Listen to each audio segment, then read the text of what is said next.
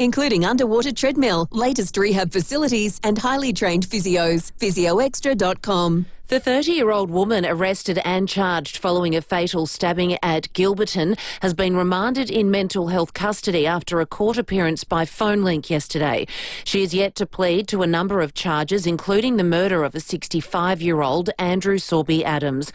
It's alleged the half-naked woman, covered in blood, also smashed a window and forced her way into a home on Walkerville Terrace.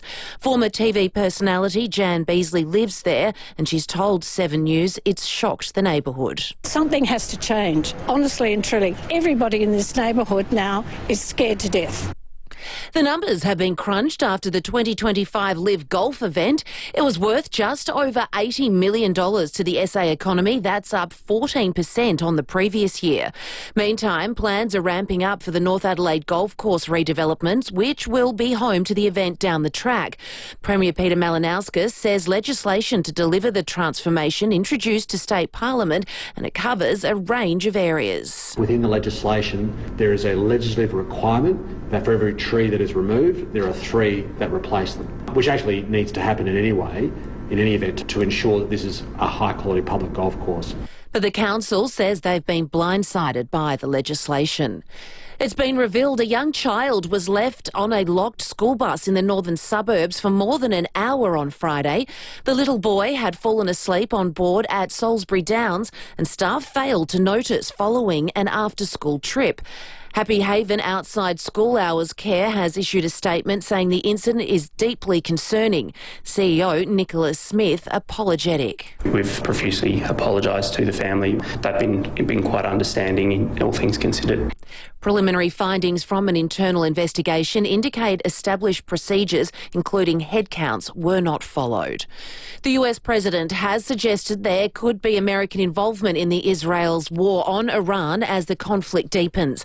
US correspondent Lauren Tomasi has more. Donald Trump has issued a series of warnings to Iran, claiming the country's airspace is now under US control, and the commander-in-chief also citing the possibility of killing the Iranian supreme leader, saying his patience is wearing thin. The president has now convened his national security cabinet inside the Situation Room, weighing up if the US should be further involved in this conflict as the US military moves more fighter jets to the Middle East to bolster defence.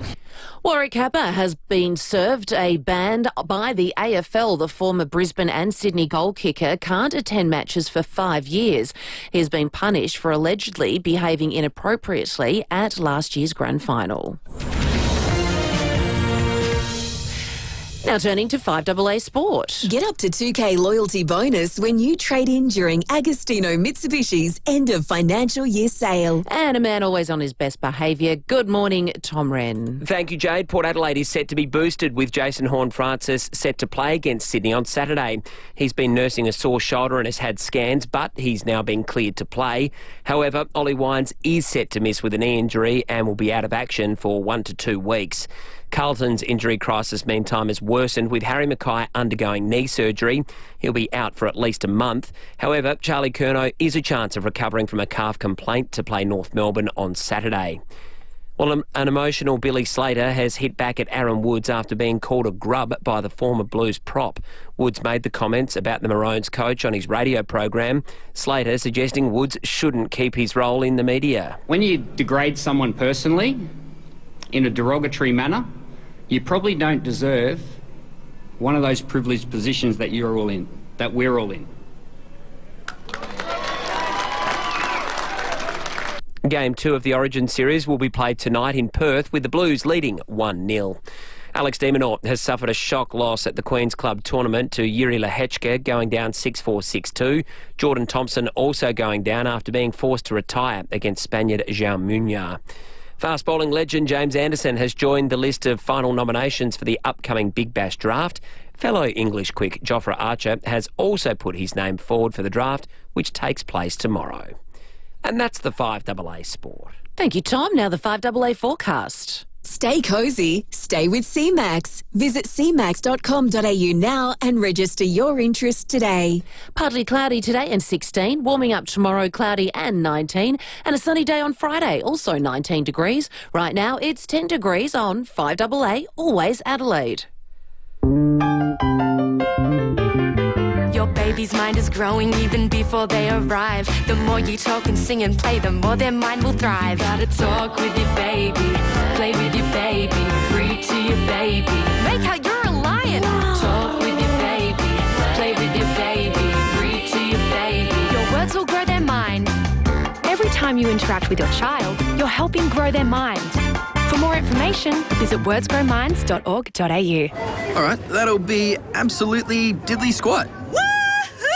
Buy any vehicle from Suzuki in the city before June 30 and you could win an entire year of groceries from Foodland. T's and C's apply. Licence number T25707. Driven by Australian Motors. You deserve a bonus.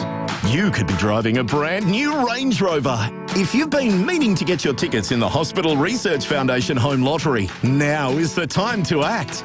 You could win one of 2 Range Rover Velas just for getting in early. And your tickets stay in more than 11,000 draws, giving you a 1 in 15 chance to win. Don't miss out. The deadline is midnight Friday. Visit homelottery.com.au. Licence M14727. City Discount Tires. Get saving now with City Discount Tires. We're offering great deals on the world's top brands in tires, wheels, suspension and parts. Suitable for 4-wheel drives, SUVs and passenger cars, including Falcon, Michelin, Pirelli, Kumho, Hankook and many more.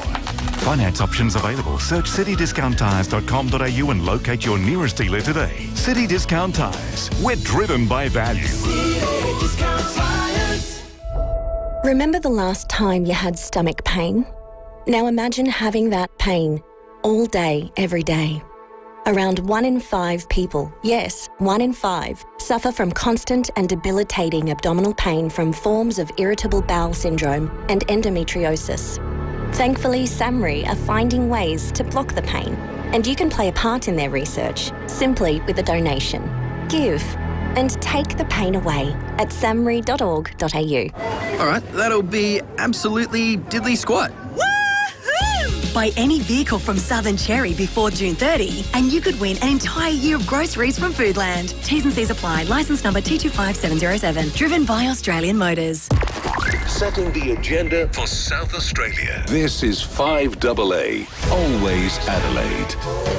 Hyundai end of financial year sale is on now. Jump into the Tucson from $39,990 drive away at your participating Hyundai dealer. David Penberthy and Will Goodings, 5AA Breakfast. 9 after 6, good morning to you and welcome to Wednesday on 5AA Breakfast. It is the 18th of June. Wednesdays mean touch of etiquette, mean Sean Fuster's coming on the program. David Koch before 8 o'clock today as well. Looking forward to all those chats. But also today, the Police Commissioner, Grant Stevens, will be in after 8:30. We'll be chatting with the Vice-Chancellor of Flinders University, Colin Sterling. Before 7 o'clock, we'll speak to an Australian who got out of Israel as the missiles were raining down from Iran. Many have stayed, but some have tried to get out of the country. James Radford's one of those. We'll be speaking to him.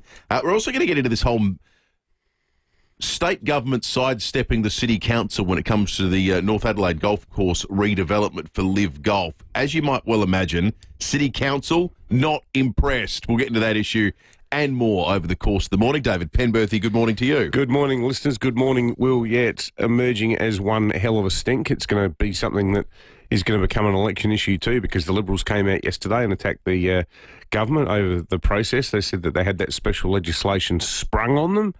And given the history of this city, the historic battle over the state seat of Adelaide, where often these sort of parklands and heritage issues can become flashpoints, it could be something that, weirdly, despite the fact that everyone thinks Malinauskas is going to coast back into power, Vincent Tarzia might be able to make some hay while the sun shines out of that in the seat of Adelaide, even though Lucy Hood, you would think, has a pretty strong grasp on it. But I just think this council, this isn't a new thing that's happening here. This is what we could call the Ian McLaughlin rule at play. Ian McLaughlin, when he was the head of SACA, former minister in the Howard government, hugely principled bloke, when they did the Adelaide Oval refurbishment, redevelopment, McLaughlin said that his view was, and this is a rough quote, from the very outset, the project could not succeed if the Adelaide City Council had anything to do with it. The Premier clearly has the same view. Yeah.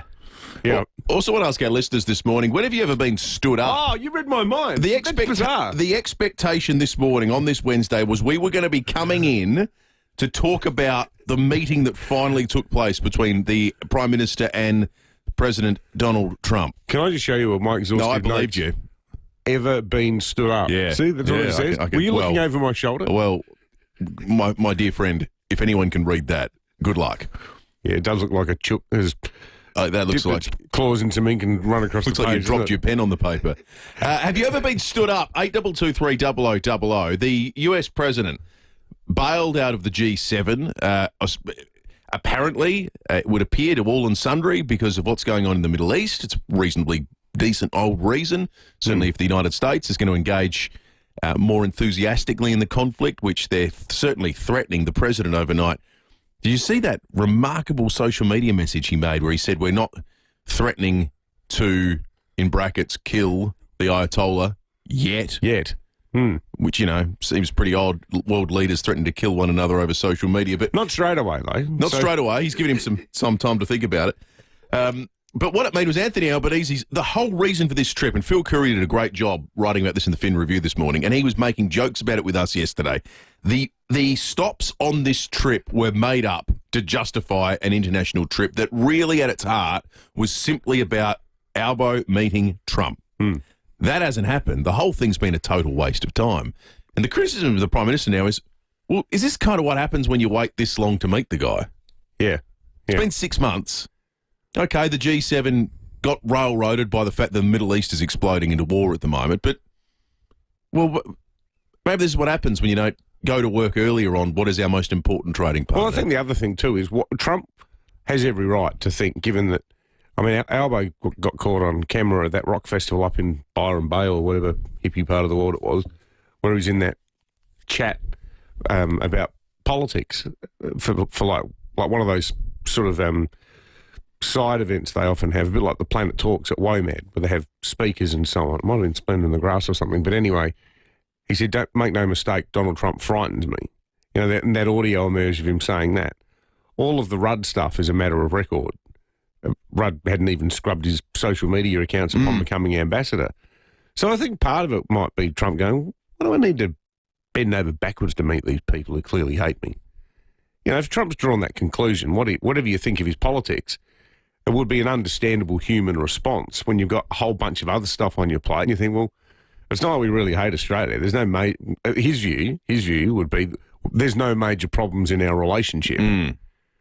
For us, it's been, you know, an all-consuming thing since Liberation Day with the tariffs and so on. But I don't think we'd even be on his radar.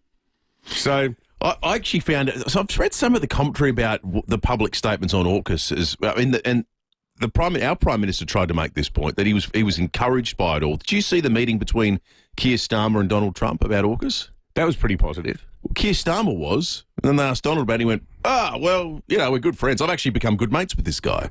Well, he didn't mention anything about AUKUS. Yeah. It was really evasive, I thought. Well, when he was asked about it a few weeks ago, he said he didn't know what it was. Well, that's true, so maybe that's an improvement. Yeah. But anyway, the PM hasn't got to put his case. He's had to fly home with his tail between his legs. It is pretty weird, isn't it? But no, the key question, have you ever been stood up? Peter says, I was stood up recently by my date because he had to cook tea for his mum. Well, that's no good, Peter. That sounds like a... Well, it's quite a nice reason, though. Oh, I don't think Peter believes it. It's a bit like the Tom Cruise lamb ad in the 1980s, isn't it? It is a bit like the Tom Cruise lamb ad. Caesar says Albo suffered from Tinder politics. Swiped. That's right. They were set to meet at a public location and he bailed at the last moment. I like Tinder politics. That's good. Thank you, Caesar. And a bit of feedback coming through regarding the state government and the city council. We'll get to that as well. But we'd love to hear your stories of times you've been stood up. News headlines next. 9 out of 10 people who are blind or vision impaired don't need to be. See Fred Hollow's Vision live on. What did he say? He says we can see quite well. Please donate today at hollows.org. Every eye is an eye.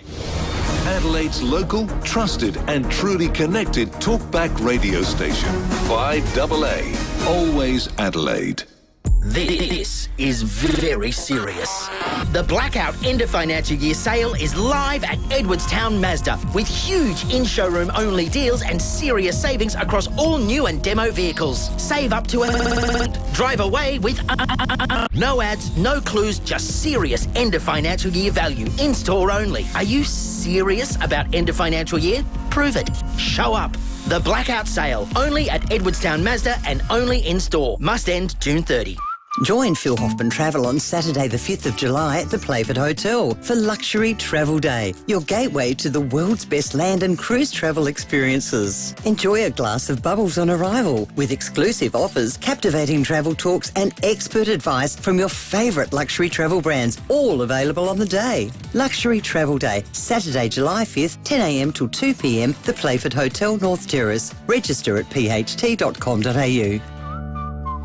It's the sale of the year at Derringer's Music. Starting out, getting back into it, or maybe you're a seasoned pro. Well, Derringer's end of financial year sale is always a chart topper. Together with Yamaha, they have you covered for every aspect of making and enjoying music. Pianos, acoustic and electric guitars, bass guitars, drums, amplifiers, PAs, even studio recording gear, Yamaha covers it all. The end of financial year sale at Derringer's is the perfect excuse to scratch that musical itch. And remember, the Derringer's team is standing by to help you with the right advice and to point you in the right direction. So don't miss Derringer's end of financial year sale on now. Derringer's and Yamaha, your local support act. derringers.com.au. Working in the public sector? Get the insights you need to stay ahead. Join IPAA SA for the 2025-26 State Budget Briefing with Treasurer Stephen Mulligan. This exclusive event offers direct access to the government's economic roadmap. From healthcare and infrastructure to cost of living pressures, discover what this budget means for your operations and for South Australia.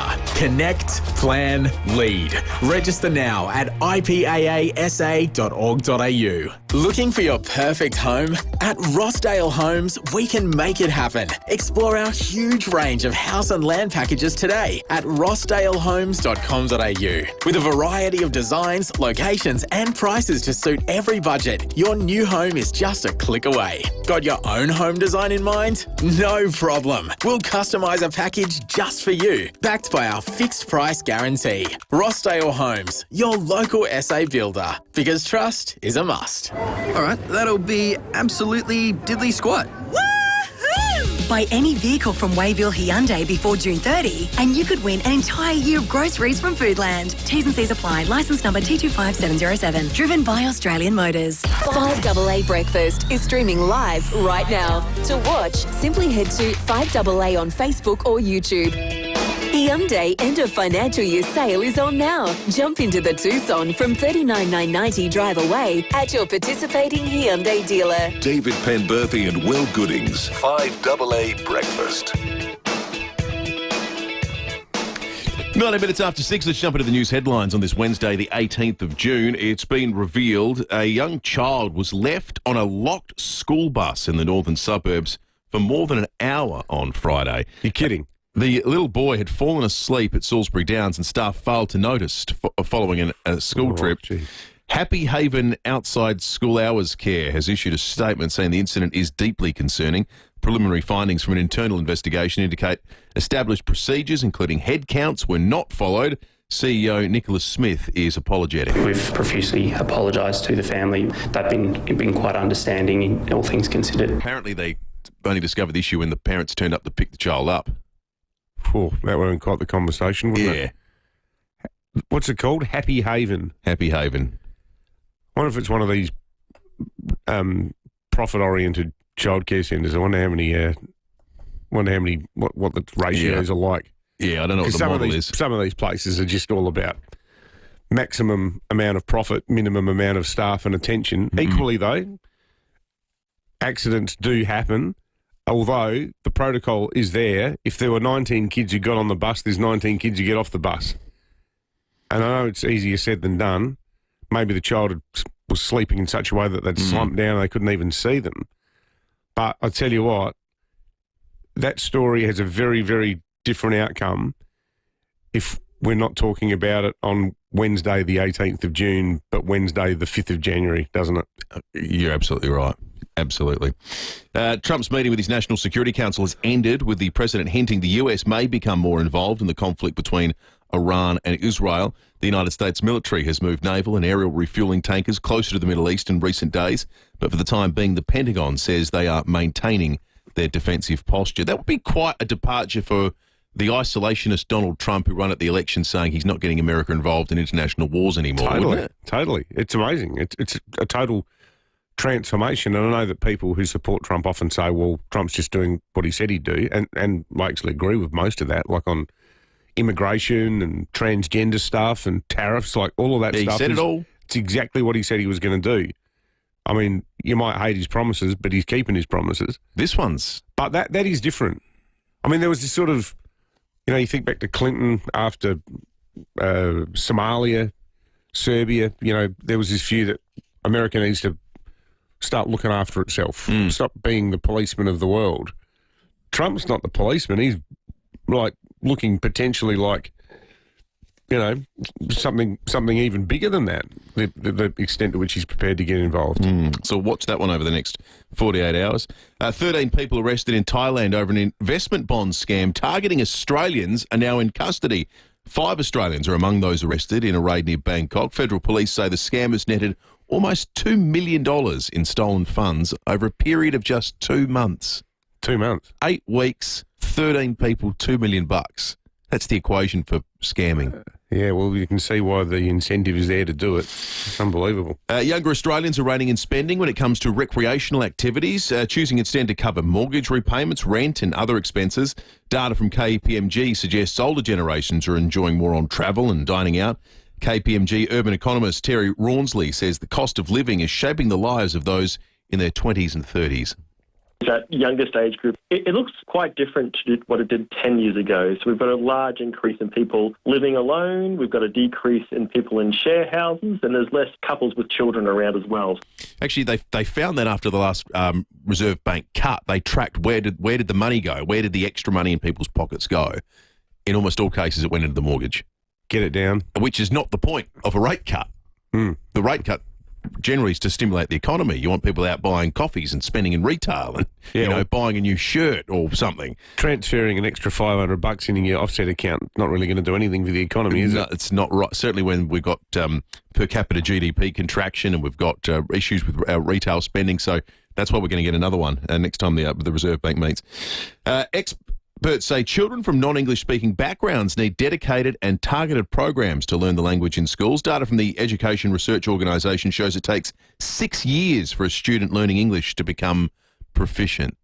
6 years? Oh, that surprises me. And I say that, my mother spoke Polish first in her household, and they were living in Australia, so it's a little bit different, but by the time she was at school, she could speak English perfectly well. I think part of the thing is how immersed are they in, how surrounded are they by English speakers? That's a good point. Part of the challenge is if you're with a family that can't speak any English and doesn't associate with other families that speak any English, it's always going to be a hell of a lot harder. But I would have thought that kids, if a kid is at school, the younger the better. I reckon you can become proficient in a language purely by absorption at that age within a year. Kids are reasonably amazing. Proficient. That said, maybe it's about the definition of proficiency. Maybe there's a level, maybe it's a level above, being functionally able to communicate. Yeah. I'm not really sure. 16, the expected top today, weather-wise and dry. In fact, we're in a little bit of a dry period now. 19 tomorrow and partly cloudy. 19 on Friday as well. 19 on Saturday. Friday and Saturday, the Bureau are expecting beautiful sunny days as well. Then we're going to get some rain. But the rain on Sunday comes with some added warmth. 22 on Sunday. Now, from my recollection, that's getting dangerously close to your definition of a beach day, isn't it? I reckon in the past you've said 24 or 25. 25? Yeah. 25. But 25 is different if the previous days have been 27, 29, 29, 29, okay. 38. Okay. I thought we might see you down at Aldinga on Sunday. No danger. No danger whatsoever of that. I think the water temperature's probably dropped significantly now. I think it has. It's going to be, there'll be 5 mils of rain potentially on Sunday. But this is where it gets interesting. So Monday, showers increasing 19 and up to 9 mils of rain. Tuesday, The top of just 15 degrees. It is going to be cold for the 24th of June and 1 to 15 mils of rain. So Tuesday next week is going to be dictionary definition winter. Tom Wren's in the 5AA Breakfast Studio. Let's talk sport. Glider or Garage Doors, adding strength, style and safety to your home. Gliderol.com.au. Morning, Rennie. Morning, Will. Morning, David. Some mixed news from Alberton overnight. Looks like Jason Horne-Francis is going to play, which is great, against Sydney. He still does look a little bit proppy with that shoulder, but let's hope that he is going to be all right. Ollie Wines, though, set to miss 1 to 2 weeks, which is disappointing, but at least they've got the Hornet, who should be okay for this week. Crows, of course, have the bye. Matty Nix, he was on Footy Classified last night. He was asked about the game and, lots of different issues, and he spoke really well. He does speak really well, but they asked him what he would like to change, perhaps with a rule. Let's have a listen to what he had to say. Matty, what's the most important one that you would fix tomorrow if you could?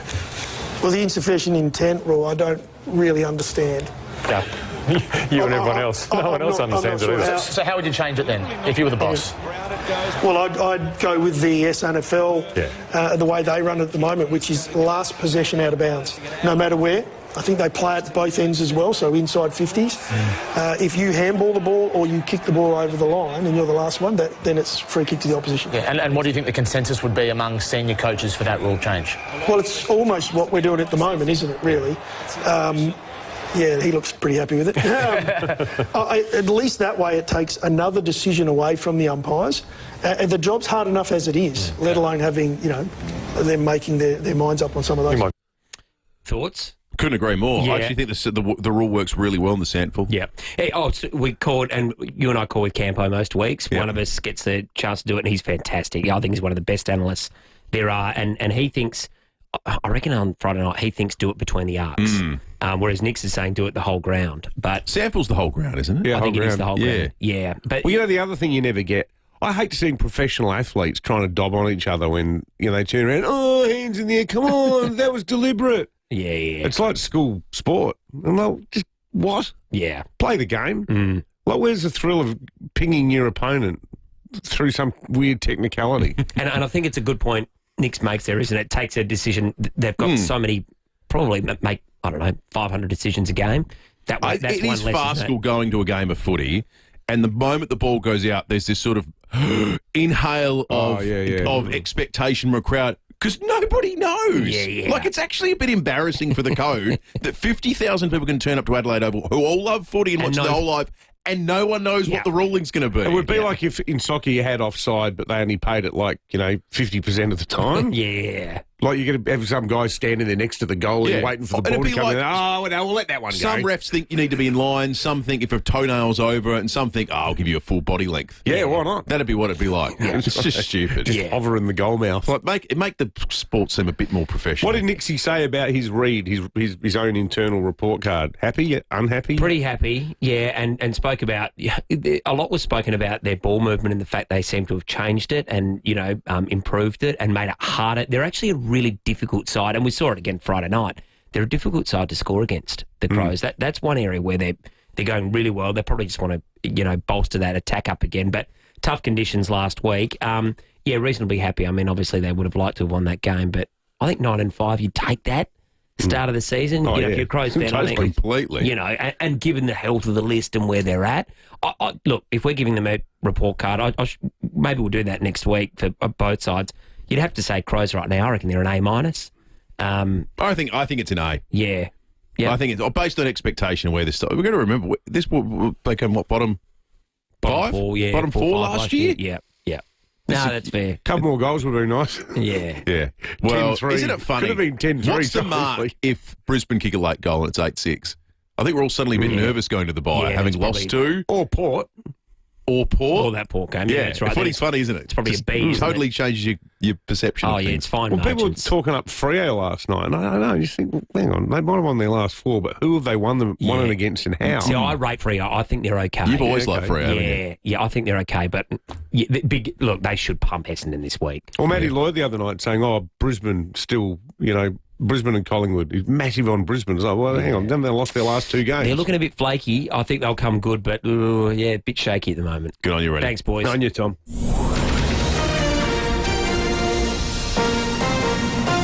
This is 5AA News. Always Adelaide. Partly cloudy and 16 with the 6:30 news. Good morning, I'm Jade Robrin. Keep in shape with physio-instructed clinical Pilates and gym classes at 6 locations. physioextra.com. Police are searching for anyone who may have suffered burns as they investigate 2 suspicious fires at a Blackwood barber shop in just 48 hours. They believe the suspects behind the arson attacks may have been injured during the latest blaze, which broke out at around 1:30am Tuesday at Coromandel Parade Business. It follows a smaller fire on Sunday night where Molotov cocktails were found outside the same premises. Both fires were deliberately lit. Hospital support workers across South Australia are walking off the job today. They're demanding fair pay and warning their understaffing is worsening the state's ambulance ramping crisis. Staff at Glenside, the Royal Adelaide and Queen Elizabeth hospitals will strike for 30 minutes over 2 days, calling for a 20% pay rise to match colleagues in other states. More explosions have been reported in Tehran on both the western and eastern sides of the capital, while residents of Tel Aviv and Haifa in Israel have been told by Iranian military they should leave these areas to save their lives. UK Defence Secretary John Healey has announced extra British warplanes are being sent to the region. Acting Prime Minister Richard Marles has told Today de-escalation is critical. We are concerned about the prospect of escalation here. That's why we've been calling for diplomacy and dialogue. We want to see steps which de-escalate. US President Donald Trump has demanded Iran's unconditional surrender, saying his patience is wearing thin. In a barrage of social media posts, he's warned that the US knew where Iran's supreme leader was hiding, fueling speculation that America might get directly involved.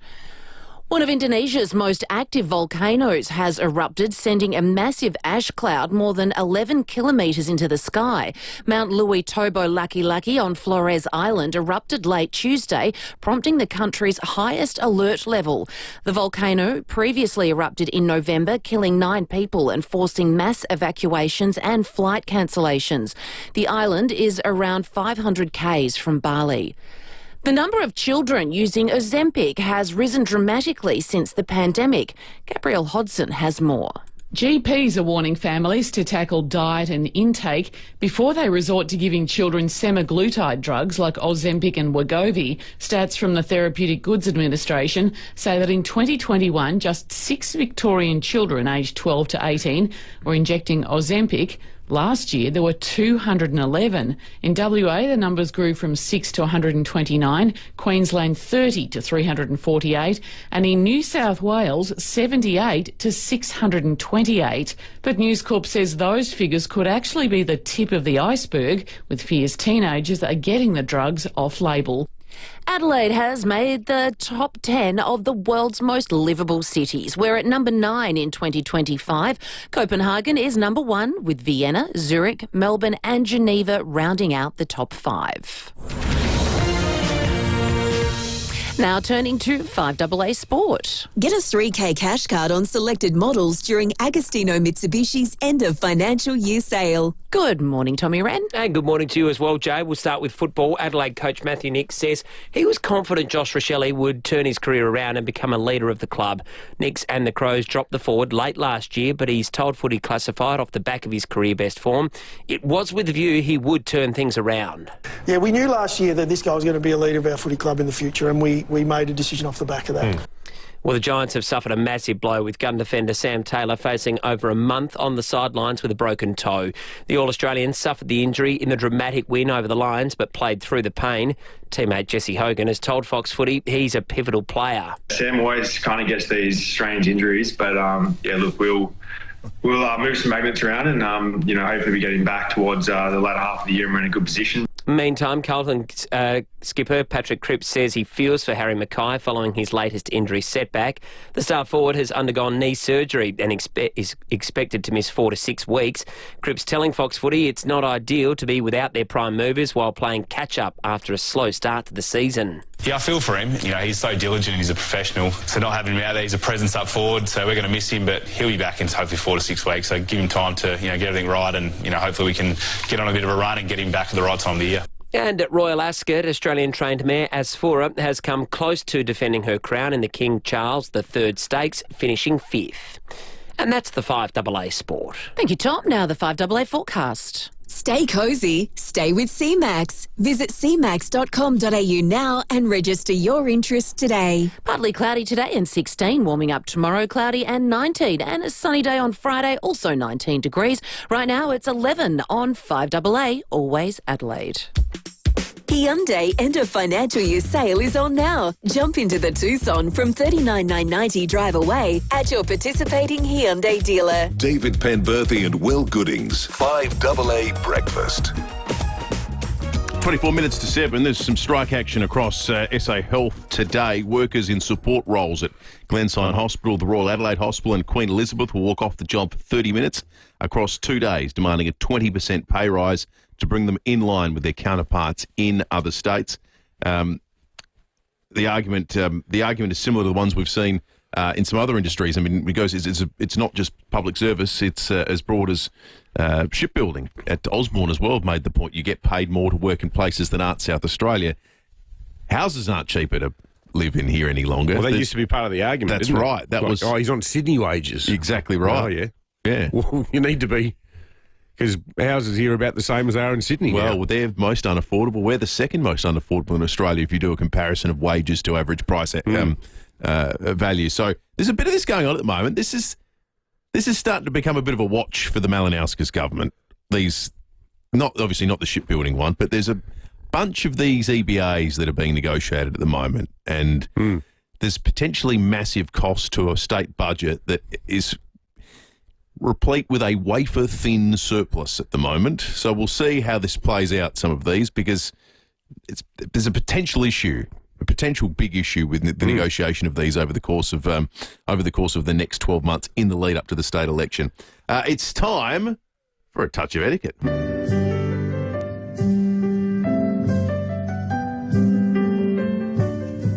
It's a loud piano. It's very loud. Oh, there it is. I couldn't work it out to turn it down. Turn your piano down, Will. We can't hear Lucy. Sorry, I was getting carried away there. Lucy, good morning. Good morning. Now I can hear myself think after that. It was a real wake-up, wasn't it?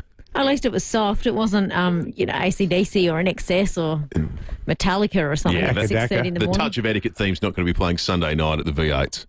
Well, we're hearing plenty of them soon. It might be. Has that been confirmed yet? It's happening. Yeah. I heard people yesterday saying take it to the bank. We might ask the Premier about it later. We could do that. Hats. Yes. Hats is the topic of etiquette this morning. Do people still take off their hats for things like the national anthem? Oh, good one. Or, when people walk into a room or they're inside, they take off their hat or beanie if they're walking into a cafe in winter? Do people still remove hats or caps, headwear? What are some other examples of when you should take your cap? Like at a funeral? Wear a hat? Yeah. Not inside, or if you're at the table in church, eating at the dinner table, walking inside. Solemn events, you shouldn't wear a hat, should you? This is a big issue in New South Wales because there are so many RSL clubs and they play the Ode every night at 6. And often people just rock up at the RSL club. Like you can go to the RSL, sign your $2 membership form, 50-cent membership form, whatever it is, and go in for a cheap counter meal. So a lot of people go there just for a schnitty. They've got no link to the RSL, and you often hear people shouting at young people going, take your damn hat off. Yeah, well, is it still taught unless you go to places like an RSL club or your parents are big on reinforcing that rule? Well, it's not really even a rule. Do you take your hat off? 822 300 You can text us on 0448 08 1395 or send us some more examples too of occasions when you should remove your hat. I've never been a big hat guy, so I don't get into trouble with this one. I've never seen you guys wear hats. No, I don't. So perhaps you're the wrong people to ask. I don't wear a hat, so. I'll wear one in the garden. Yeah. Sun smart, good. Warmer climate here as well. I imagine this is more problematic in cooler climates where people wear hats and beanies and so forth to stay warm. I've got a text here. Dan from Woodcroft says, great topic. Absolutely, you take your hat off for these sorts of moments. It's simple and a clear sign of respect. I was also taught the line hats off inside as a kid. and still do it to this day. Yeah. Hayden Nelson from 7 News, who is of my era, he says, hat off inside always. Yes. The dress hat has declined, though, hasn't it? Like my late grandfather on mum's side never saw him without his Trilby hat on. He always wore it. And he'd sit there reading the paper, often reading the Fawn Guide, in his white singlet, but he always had this grey Trilby hat on. I don't know how to make this point sensitively, so I'm just going to ask it plainly, and I apologise if it offends people. What do the bald guys listening think about this topic? Yeah, good point. Or the guys with receding hairlines? Because the hat is sort of a... Keeps you warm. Keeps you warm. Perhaps. Maybe you don't want to reveal the state of things up top. If the crop's not coming in as strong as it did once upon a time. The troops are receding, The perhaps. troops are in retreat. Well, Molly Meldrum. Yes. He's been wearing his hat since the 1970s and clearly wasn't comfortable with his baldness. Yeah. Well, then dress hats as well, same deal. What if it goes with your outfit and you're too embarrassed to take it off because it makes your outfit, but you don't want to admit that you love the hat, but you should take it off? Well, what about Matthew Hayden's hat? Did you? No, I know no one got to see the cricket because it was on Amazon. But during the commentary, he wears a giant black, broad-brimmed hat now to match his suit. And it looks comically large. Anyway, that's not the point of this. You've got a few texts coming through. Quinton says hats off at the table when eating. Inside is okay. Definitely off when the national anthem's playing and when the Gold Coast Suns run out. Well, that's just you, Quinton, that does that one. Kaz says, folks, historically the removal of hats only applies to males. Men should remove hats indoors and for national anthems and funerals. Rob says definitely hats off for all that you mentioned. It's a sign of common respect. I see a lot of people at the anthem now putting their hand over their heart too, which I didn't think was a thing here. Bit of imported American-style patriotism. Yeah. A lot of countries do that, where you have to put your hand up there.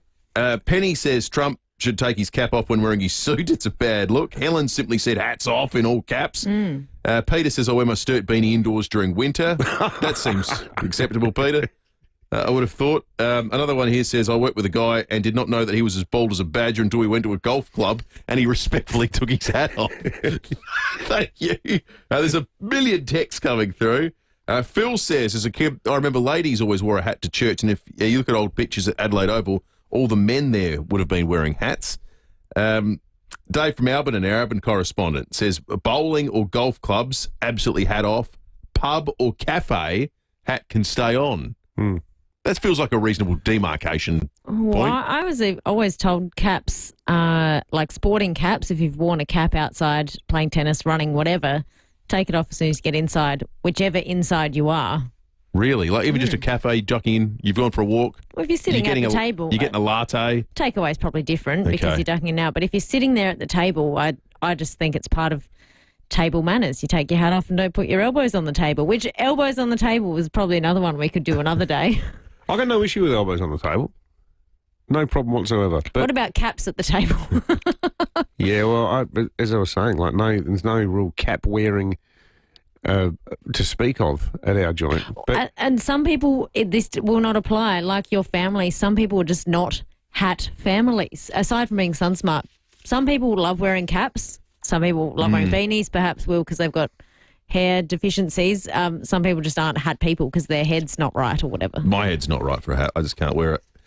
Now, just finally, mental note for this year's Undy Drive. I'll wear a hat for the Undy Drive, and people will be donating on the live stream for me to take it off. How much do we have to donate to see you wear a hat? No, I'm making the point. People will donate for me to take it off.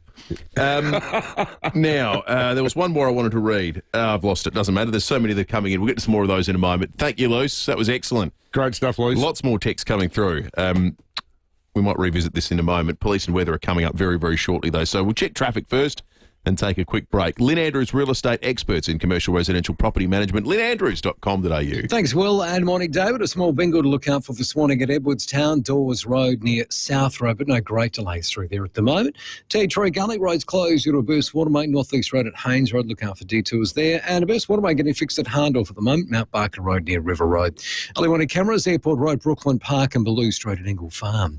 Double your pleasure at a Porto with double Bondi Burger Box with 2 crispy chicken strips, chips, drink and dipping sauce. It's too good. Grab your double Bondi Burger Box only at a Porto. Adelaide's most accurate traffic on 5AA.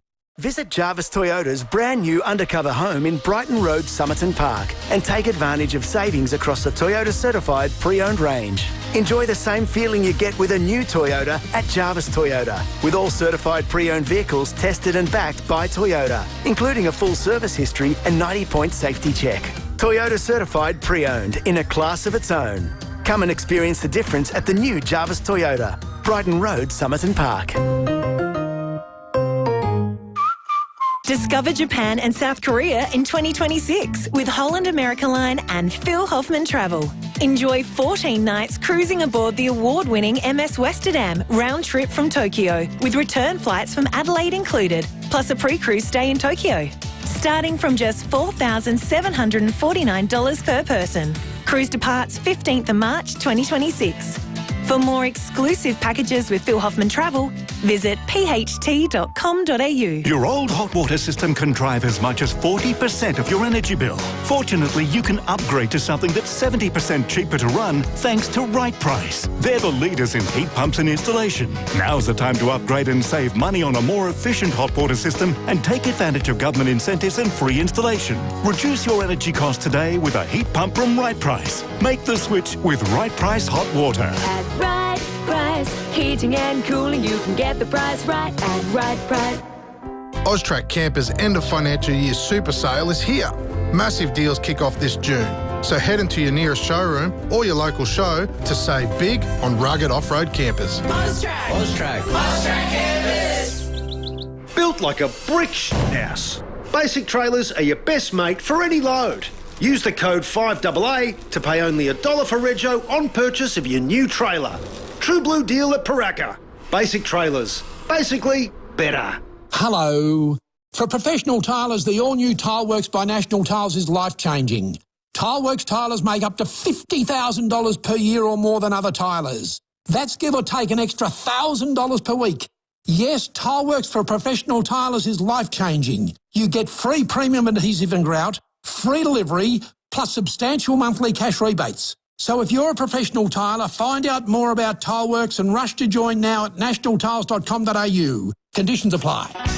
Hyundai end of financial year sale is on now. Jump into the Tucson from $39,990 drive away at your participating Hyundai dealer. David Penberthy and Will Goodings, 5AA Breakfast.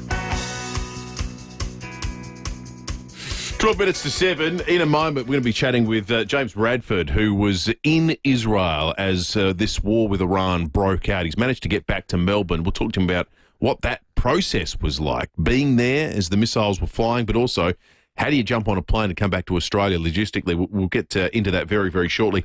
Let's head to the Weather Bureau to find out what's going on out there today and over the course of the next few days. Jenny Horvat is on deck. Morning to you, Jenny. Good morning, Dave. Good morning, Will. So pretty dry again today.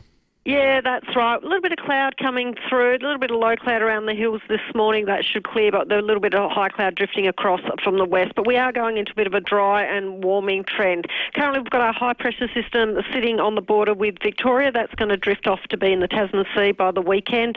And as it does so, it's going to maintain a bit of a northerly airstream across the state. So a lot of sunshine to see out the end of the week. And we've got a few timing issues with our next front coming through, whether it comes through late Sunday, feeling like it's probably going to hang over till Monday, and then it looks like a return to some showers around early next week. Currently it is 10.7 degrees at the West Terrace Naidapura observation site. A minimum temperature of 8.3 actually happened at about 10 p.m. last night. We are aiming for a top temperature of 16 degrees for the city and suburbs, maybe a little bit cooler on the coast there, 15 for Noarlunga, Mount Barker looking at around 14 degrees.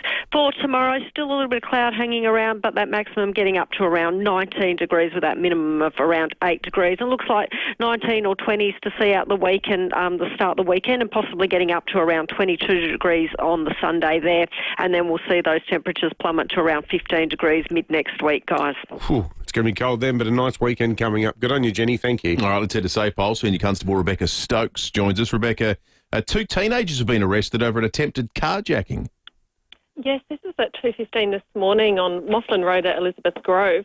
A rideshare driver had 2 suspects jump into his Toyota hatchback and threatened him with a knife before trying to steal his car.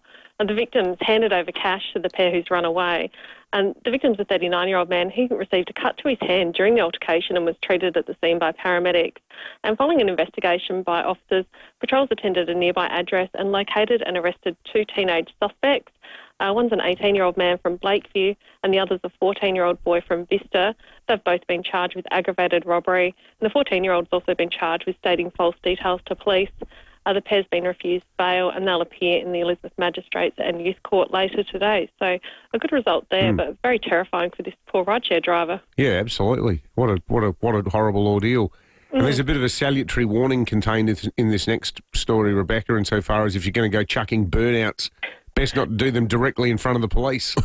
Yes, in this driver's defence, although he has no defence, it was an unmarked police vehicle, but yeah, there's no excuse, especially when you're driving your Jag at more than 100 kilometres an hour in a 60 zone in Oaklands Road, Oaklands Park last night, just before 8:30pm. Police spotted this car travelling at speed and then followed it into Doreen Street, Oaklands Park, where the vehicle then performed a burnout just to put the icing on the cake in front of the unmarked police vehicle and then took off again at speed. And police followed the vehicle as it pulled into the nearby driveway of the home and spoke with the driver. So to be alleged that this driver's a 58-year-old Oaklands Park man, then refused to comply with the roadside breath test and to provide his details, and then attempted to kick the police officers and was arrested. Got a live one here. 50 Jag. He's driving a Jag and he's 58. Yeah. 58 doing out of burnouts. control investment banker or something. Some people just never grow up.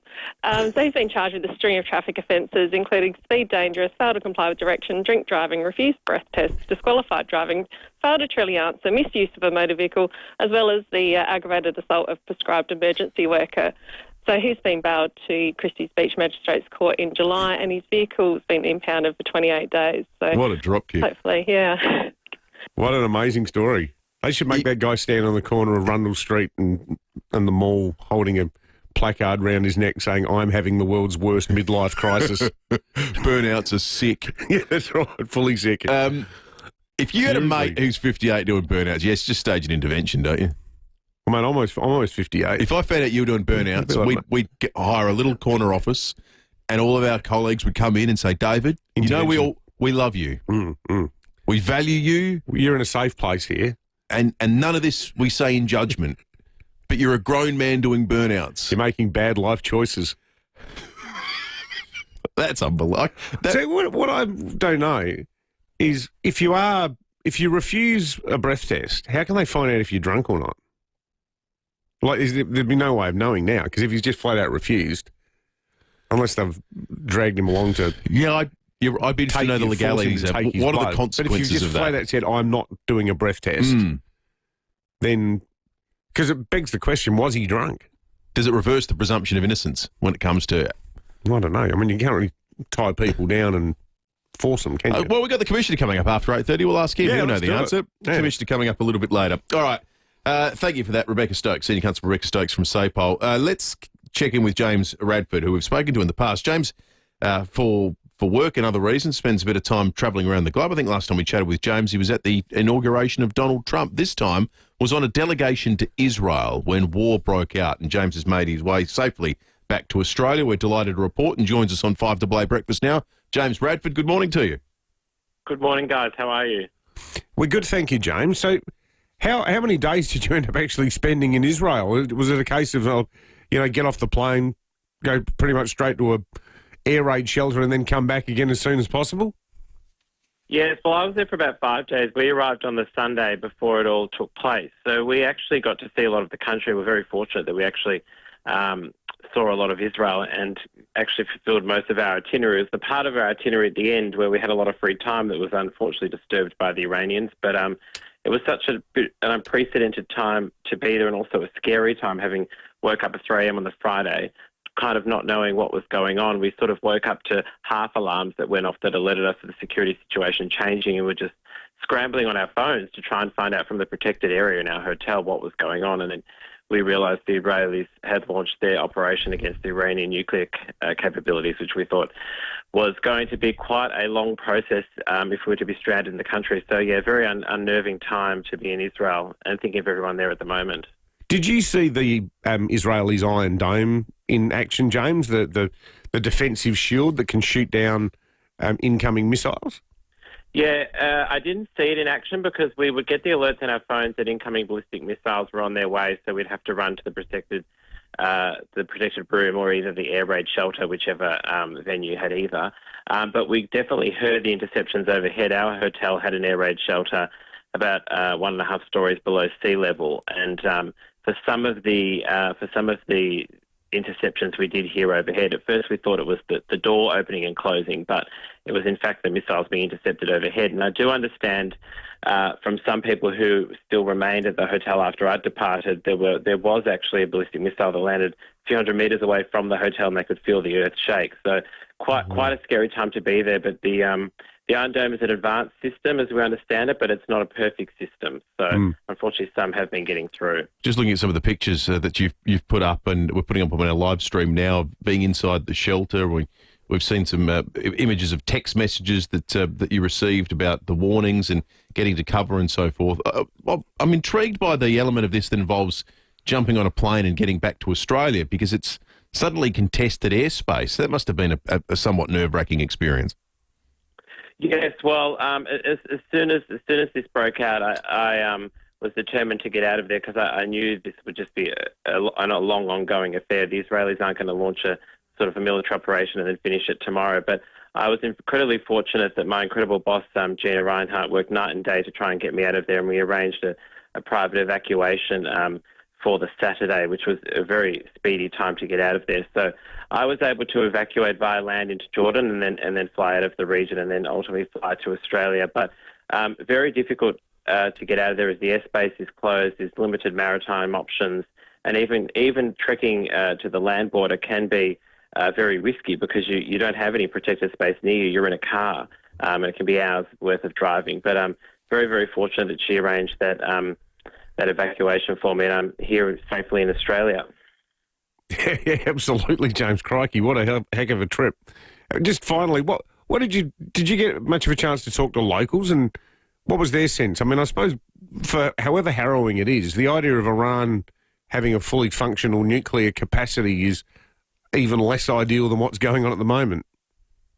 Yeah, look, the locals are used to the air raid sirens going off frequently because you have the Houthis in Yemen who are constantly firing projectiles, missiles and drones, not to the standard that the Iranians are. But so the sense in Tel Aviv is they're sort of used to it, but they also understand that this is a really important operation for their country. I mean, Iran having a nuclear weapon would be diabolical for the region and the world.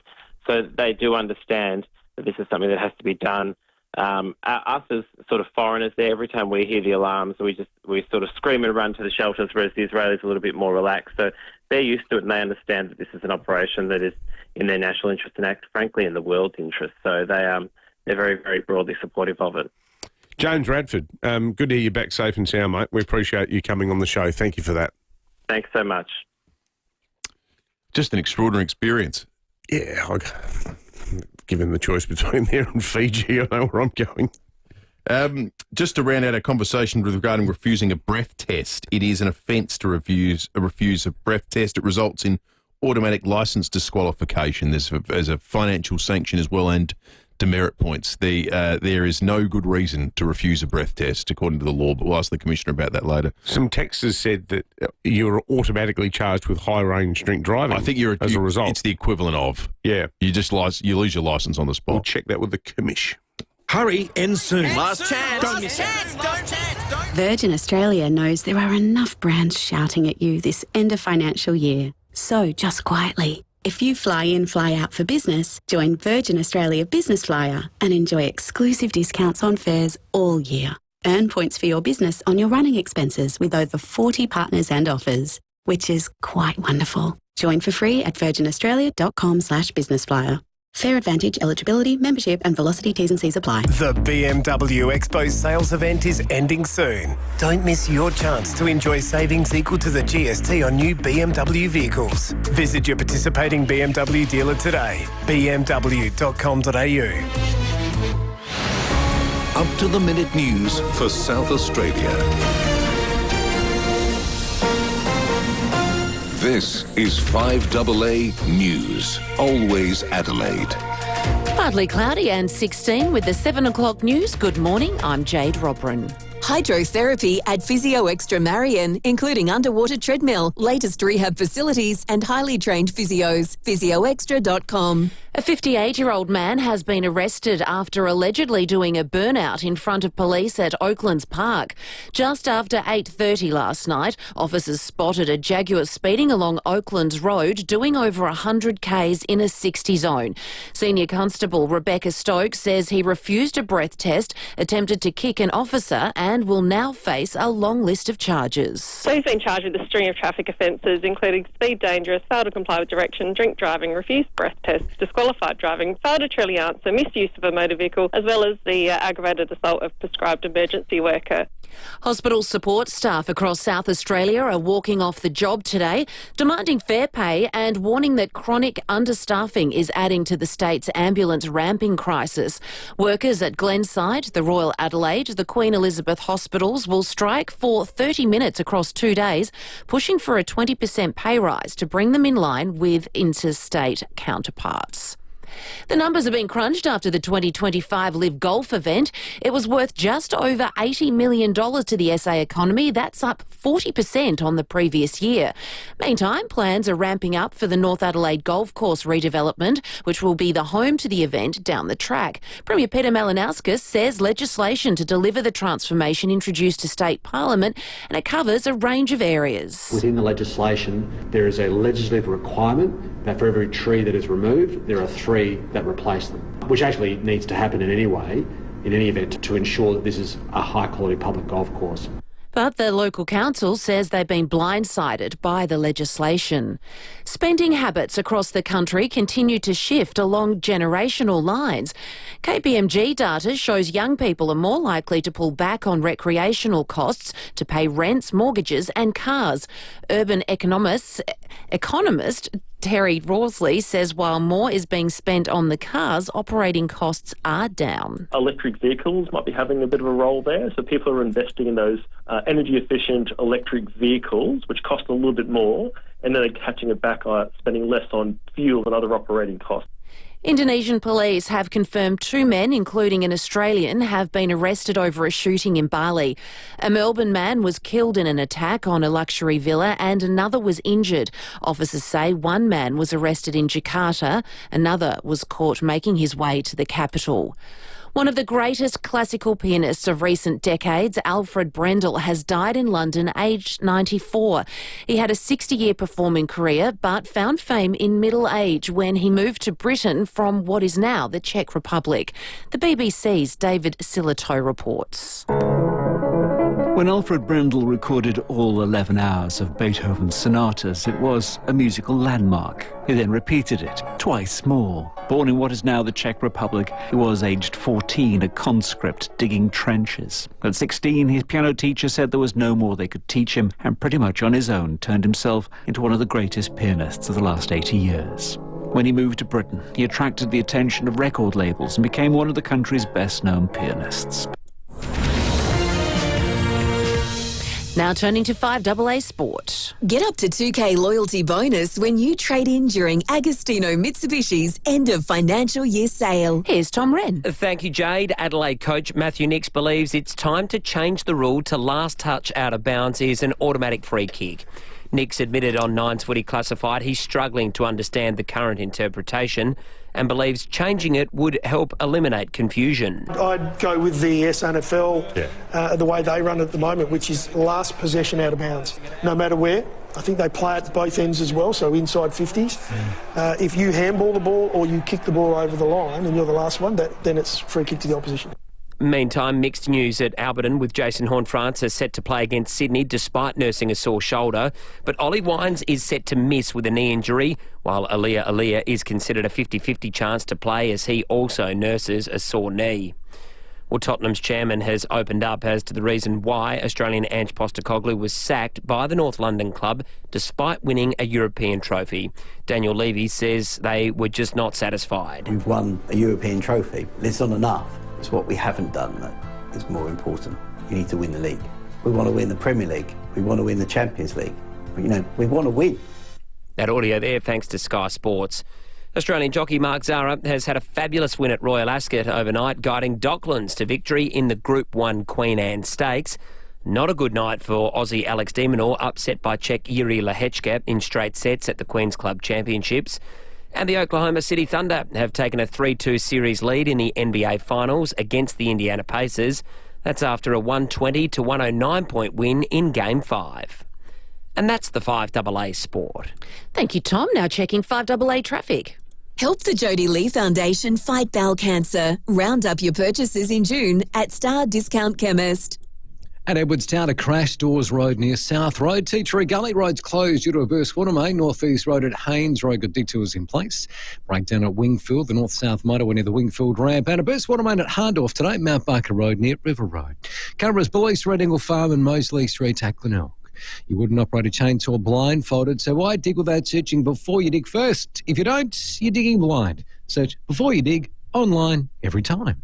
Adelaide's most accurate traffic on 5AA. Now the 5AA forecast. Stay cosy, stay with CMAX. Visit cmax.com.au now and register your interest today. Sunny and 18 today, but we're in for some showers in the next couple of days, but it's clearing up. We've got 16 tomorrow, 16 again on Thursday. Right now, though, it is 10 degrees on 5AA, always Adelaide. Every day, 6 white T-shirts are ruined by deliciously messy fresh pork ribs from Aldi. Your shirt could be next. Aussie pork ribs now only $15.99 a kilo. Aldi, good different. Hey, it's Lauren here from Adelaide. Wouldn't you love a reward just for shopping at your local Star Discount Chemist? Become a Superstar Rewards member to earn points, receive birthday vouchers and more. Star Discount Chemist. How can we help? Earn and redeem points on eligible purchases. Visit website for full terms and conditions. There is care in simplicity. Our experienced team understand that keeping things simple and easy is the best approach. Visit simplicityfunerals.com.au or call us 24/7 to get started today. Simplicity Funerals. Easy, respectful, simple. Here at 5AA, we're all about supporting local. Give lunch a spin at Roulette's Tavern with 10% off seniors' lunches Monday to Friday. Roulette's Tavern, next to Pals, Kings Road, Parafield. Stay informed, get involved. 5AA, always Adelaide.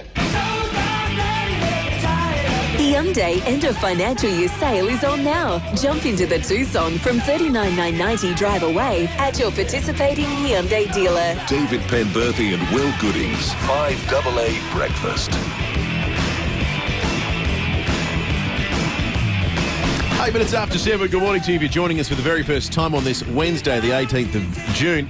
Nice sunrise, understated, but nice out there this morning. It is crisp and cool. Not as cool as it's going to be in the early part of next week, but we do have some nice days, nice, dry, sunny days on the way over the course of the end of this weekend into the weekend as well, before getting some decent rain, we hope, Sunday, Monday, Tuesday of next week. Sean Fuster's coming up this hour. We'll go around the courts with Sean. David Koch will be on the show as well. Looking forward to chatting with Koshy, the chairman of the Port Adelaide Football Club. It's going to be an interesting chat. It will be an interesting chat. So too will our chat with Jan Beasley, who's on the line right now, following what have been an absolutely harrowing experience. You might recall we covered, as it broke, the story earlier this week, where a woman subsequently has been remanded in mental health custody following an incident at Gilberton. She appeared in the Adelaide Magistrates Court, charged with a whole heap of things, property damage among them, murder, the headliner. The 30-year-old allegedly, in addition to the murder charge, smashed through the back glass door of a Walkerville terrace home. We've now learnt that home belongs to former Channel 7 celebrity and South Australian media icon, Jan Beasley. Jan, good morning to you. Good morning. Hey, Jan, we really appreciate you coming on, because this must have been the most horrifying experience. Yeah, it was pretty horrifying, I must admit. I guess at the time, you don't think about it. It's probably worse today than it was yesterday, to tell you the truth. But it's been an ongoing issue. I guess we're a bit used to it. We've had another similar situation, all to do with housing trust. And we've honestly had enough. We've just had enough. It's just gone too far. 20 years we have been putting up with violence drugs, kidnappings, assaults. It just goes on to the stage where I feel like I'm trapped in my own home, too scared to go out my side gate. My friends sometimes are too scared to get out of the car to come in. So how can you live like that? What you lived through the other night is just everyone's worst nightmare. I want to play a little bit of audio of what was recorded from your house. Half naked and covered in blood. This is the moment an accused killer smashes her way into the Gilberton home of former Channel 7 personality Jan Beasley and her husband John.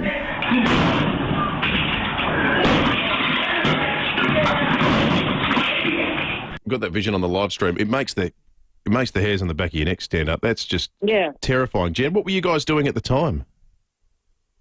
Watching telly. So, and you just what? Did you hear a ruckus in the backyard, or was the first thing that alerted you was a smashing? No. We were alerted to somebody ringing our back gate alarm, and we thought it was somebody trying to get in. So we've got cameras everywhere. So we then rang FIVEAA immediately thinking somebody was to break in, at which I think these chaps were actually trying to stop her after the murder getting over our gate. So we did have a couple of minutes leeway where we had a couple of minutes to get onto the police and give them a running commentary of what was happening. And in the end, when she actually burst through the door, she just came straight through. She didn't have a lot of clothes on. She came straight through. And with that, the police were amazing. I think within 3 seconds came bursting through our side entrance. So if they hadn't, I don't know what would have happened. She was totally psychotic. Jan, I can remember about 5 years ago. It might have been longer, and you say 20. You say 20 years. This has been a running issue there, and clearly this is now before the courts. It sounds very much like there's going to be a mental health component to this case as well. Do you as a resident feel like there are people who are living in those houses who actually should be under some sort of supervised care or medical care, and indeed maybe some of them should just be actually in jail? We have quite a few on parole, I believe. And yes, definitely. I'm not sure what's going on with the Housing Trust. I'm not sure how they... And it's not just us. I think it's spread across Adelaide in different areas. I'm not sure how they get these people to go in. If you were to drive past and have a look, it's a ghetto. And there are mixed cultures, there are mixed... and that's okay. And I support people that are mentally challenged. I really do. But for God's sake, you can't put them all together where they just... it's just like a burning inferno waiting to explode. Yeah. Do you ever talk about... do you know people in the area, or indeed have you ever thought about actually just leaving, saying this is just getting too hard? Why should we leave? When we moved here and Housing Trust was originally here, they were beautiful people. They were older people. They were single mums. It was a fantastic community. Some of them were our babysitters. We used to make cakes for the children and take them over. And then the dynamics all changed, and I don't really know what happened. So it went from being, as I think in a lot of suburbs, terrific to a nightmare. But it's not just me, it's the whole neighbourhood now, the whole neighbourhood. Quite scared, as you can imagine, because walking down the street in Walkerville, you're not safe. It's crazy, isn't it? Because I think if you ask most people, they'd have a completely different view of Walkerville and Gilberton. They'd say, oh, you know, that's one of the dress circle suburbs. Yeah, but I don't know what I'm on the warpath. I have a meeting with Lucy Hood next Monday, so I'm not sure we're going to get our neighbours together who are equally as frightened. and we're going to get together and we're going to do some sort of action. Jan, stay in touch with us, because I think yours is a local story that tells a bigger picture, and as you correctly identified in your opening remarks, this is an issue that's affecting you guys directly, but it's not. There's plenty of other suburbs with this kind of things going on. So we'll be fascinated to know what the state government says to you. So we'd love to chat with you again, Jan. Thank you so much for talking to us this morning. Terrific, guys. Thanks. Bye. That footage is unbelievable. Oh, it's the sound. If you were told it was actually the sound of a house being bombed, you'd believe it. Like, it's just off the charts. I mean, it's terrifying enough in isolation, but on reflection, this is now someone that is the subject of, and we stress allegation, an allegation of murder breaking into the home. Well, that is... Well, somebody made a very good point before on the text line about the number of murders that have happened in South Australia in the last decade that have been linked to major mental health episodes or people with severe, chronic and unsupervised mental health problems in the community. We know from our chats with the Commissioner that SAPOL now do more mental health-related taskings and transfers than the SA ambulance service. A lot of this goes back to the sort of, and when talking to Jan Beasley about what has changed, I would hazard a guess that one of the things that did change was I think they called it the devolution model in mental health care in the 1980s, where they said we can't just keep people deinstitutionalising them. Yeah, like you think when Glenside was a huge hospital compared to the way it operates now, where I don't know what the thinking was self-managed care. It might work for a lot of community people. Care. I think the idea is that a lot of people we serve better by not being in an institution. Well, a lot of people clearly aren't being served at all by it. Absolutely not for their own sake and not for the sake of the people that they end up killing or attacking. Joe in Grange has called in about this. Morning, Joe. Morning, guys. This has been a burning problem that I've been looking at for many years. Back in the 90s, I had a restaurant opposite Parliament House, and I was called an alarmist then when it was just the start of the drug trafficking industry in Adelaide, and mental health became a problem. Fast forward 25 years, not one politician has stood up in Parliament to identify this problem. Mental health is being fast-forwarded by the use of meth. We know that Adelaide is the highest meth user in Australia, and not one politician has stood up and said, I'm going to take it on. My wife works in a medical clinic, and every day she comes home and tells me these young kids that are on a mental health plan because they've been obviously gone down the wrong track, and they've been induced by this taking of meth. Someone's got to take... So I said it back then that it's going to come to a stage where come dawn and we won't be able to walk the streets, and it's happening right in front of my eyes. It's a great call, Joe, and geez, you've indicated about North Terrace. It was the subject of a special police operation. To Joe's point, that this is the exact things that have changed, and to Jan's point, like, you know, when we were younger, particularly me being older than you, Will, people with serious mental health problems stayed in care, 24-hour care for their own safety and for the safety of others. But beyond that, methamphetamine did not exist. Or didn't exist the way it does today. And so we've got Joe runs a business, Jan owns a home. Do you know what else I think about that we don't get to hear from too often to talk about? The people that Jan reflects on that used to live in those public housing properties that probably still do. Yeah. The single mums. Totally. The new Australians. The people that are just trying to carve out a living. Like they're now directly next door to the combination of problematic drug users and mental health patients, and sometimes they're one and the same, that are perpetrating these crimes and making people feel unsafe. This is where you wonder, though, like how do you tackle it? Because if you say, because instinctively I say, well, if you misbehave repeatedly, you should just get kicked out.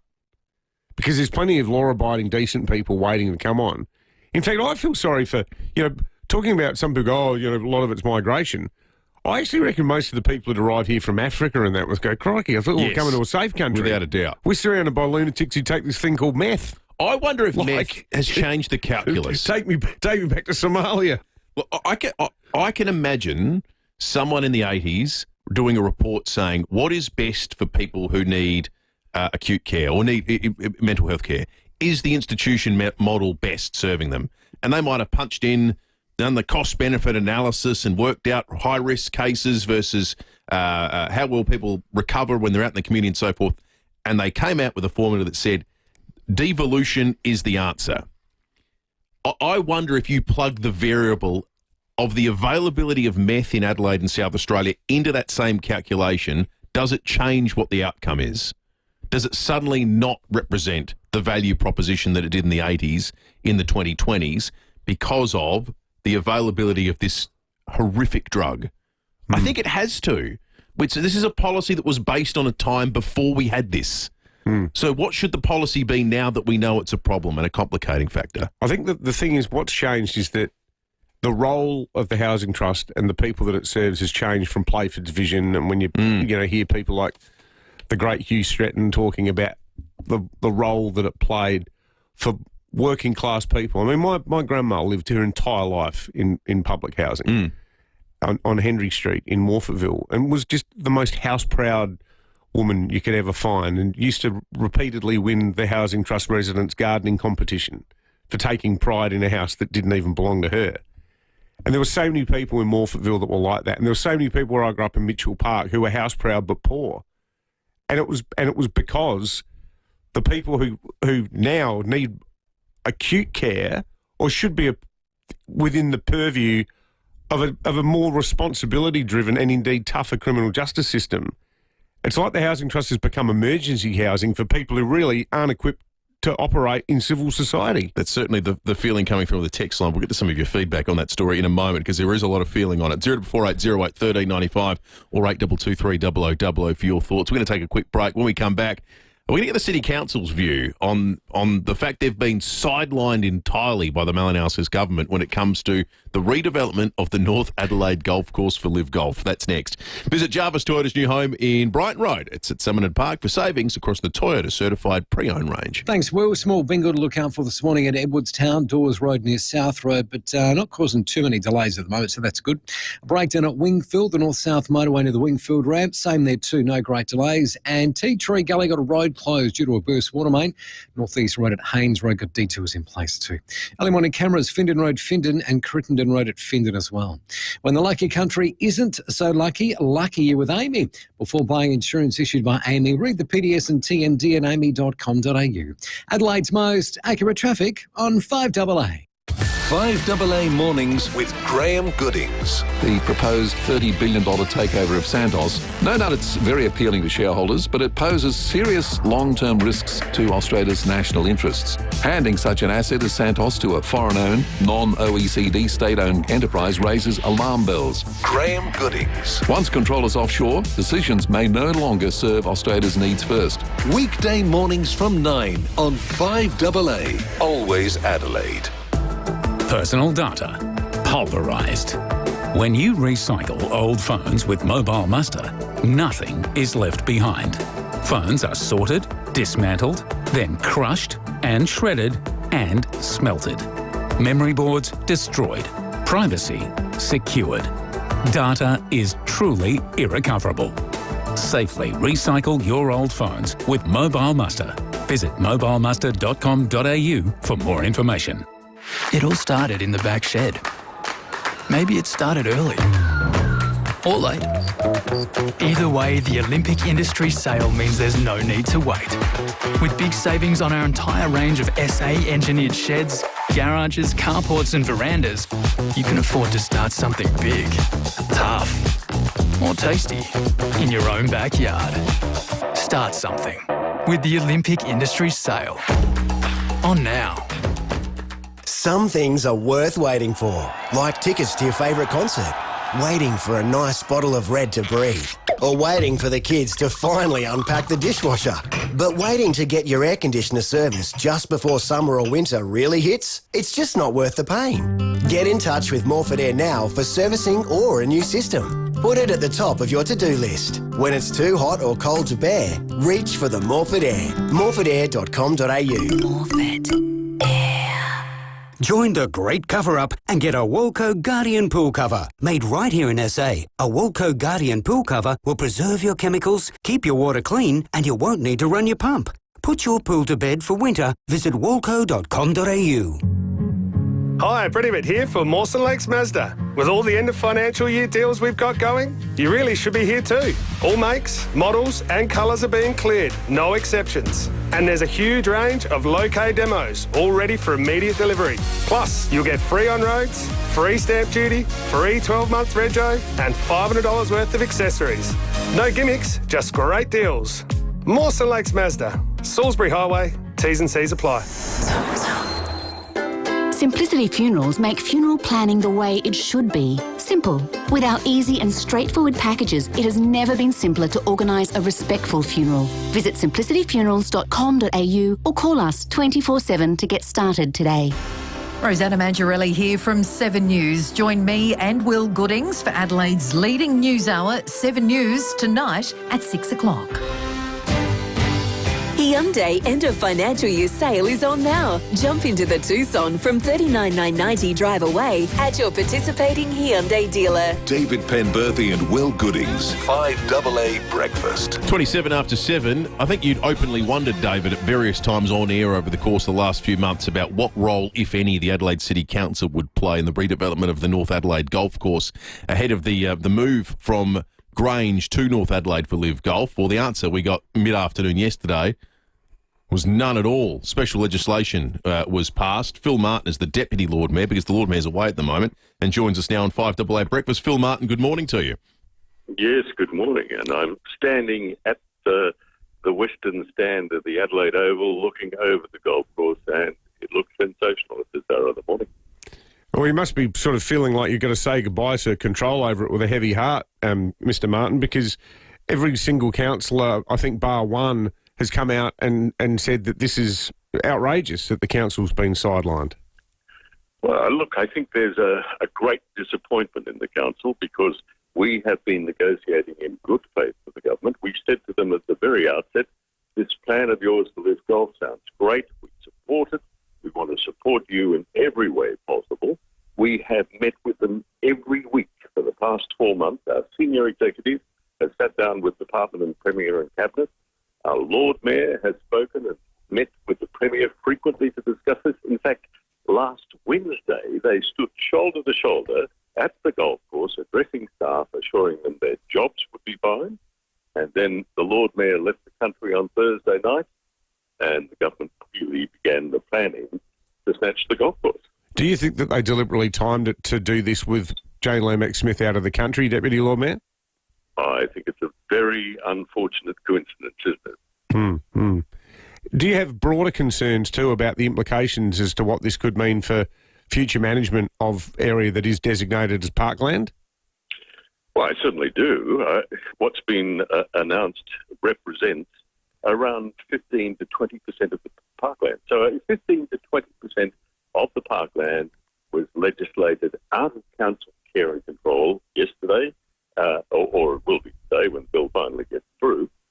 And that's a very substantial part of the council's role in maintaining the parklands on behalf of South Australians. But look, one of the things that really distresses us is that we wanted to be at the table assisting the government in whatever way we can. We've bent over backwards. We've given them every bit of information they wanted. We've met every deadline that was agreed in terms of the planning process. The government keeps missing the deadlines, but we've missed the deadlines. And then this happens, and South Australians are still in the dark about what the government's proposing. There's no plan. Nobody has any idea what's proposed. There's no cost. Not even the legislative councillors who've been asked to approve this understand what the cost will be. And then on top of that, the ratepayers of Adelaide are going to lose about $12 million worth of assets, 46 staff are uncertain about their future. And if you actually calculated the cost of what happened yesterday, each and every ratepayer in the city of Adelaide has lost $500. That's the value of our assets there, and they are gone. More to come on this story later in the show. For now, Deputy Lord Mayor Phil Martin, thanks for joining us.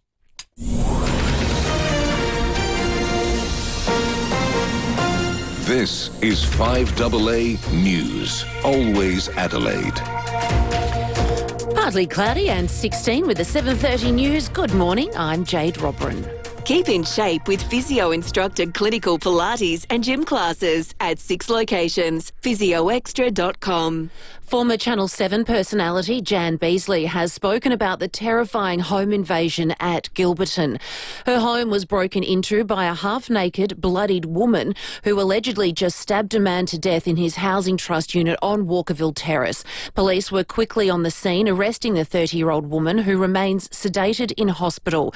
Jan's told David and Will it was horrifying. You don't think about it. It's probably worse today than it was yesterday. But it's been an ongoing issue. I guess we're a bit used to it. We've had another similar situation, all to do with housing trust, and we've honestly had enough. We've just had enough. It's just gone too far. We have been putting up with violence, drugs, kidnappings. A 58-year-old man has been arrested after allegedly doing a burnout right in front of police at Oaklands Park. Just after 8:30 last night, officers clocked a Jaguar speeding more than 100 kilometres an hour in a 60 zone at Oaklands Road. The driver refused a breath test, tried to kick a police officer and is now facing a string of serious charges. 2 teenagers have been arrested after an attempted carjacking in Elizabeth Grove this morning. It's alleged they jumped into the back of a Toyota hatchback on Mofflin Road and threatened the driver with a knife before trying to steal his car. Senior Constable Rebecca Stokes says he handed over some cash to the pair who fled on foot. The victim's a 39-year-old man. He received a cut to his hand during the altercation and was treated at the scene by paramedics. And following an investigation by officers, patrols attended a nearby address and located and arrested 2 teenage suspects. One's an 18-year-old man from Blakeview and the other's a 14-year-old boy from Vista. They've both been charged with aggravated robbery. A record funding boost is now available to help power girls and women in sport across South Australia. More than $9.1 million is up for grabs through the latest round of the Power of Her Infrastructure and Participation program. Minister for Sport, Emily Burke, says the 2023 FIFA Women's World Cup has been instrumental to breaking down barriers to female participation. When we see things like the World Cup come to Adelaide in South Australia and we see our successful teams do so well around the world, it just encourages women and girls to know that they can do it as well. But we have to invest at the grassroots level. Applications close Friday, August 15. Fresh explosions have been heard in Iran's capital, Tehran, as the White House confirms US President Donald Trump wants what he calls a real end to the conflict. The US has set up a Middle East task force to help coordinate support for its citizens following a National Security Council meeting. It comes as Israel and Iran exchange more missile strikes on the 5th day of the conflict. The BBC's Anthony Zerpa is travelling with the president.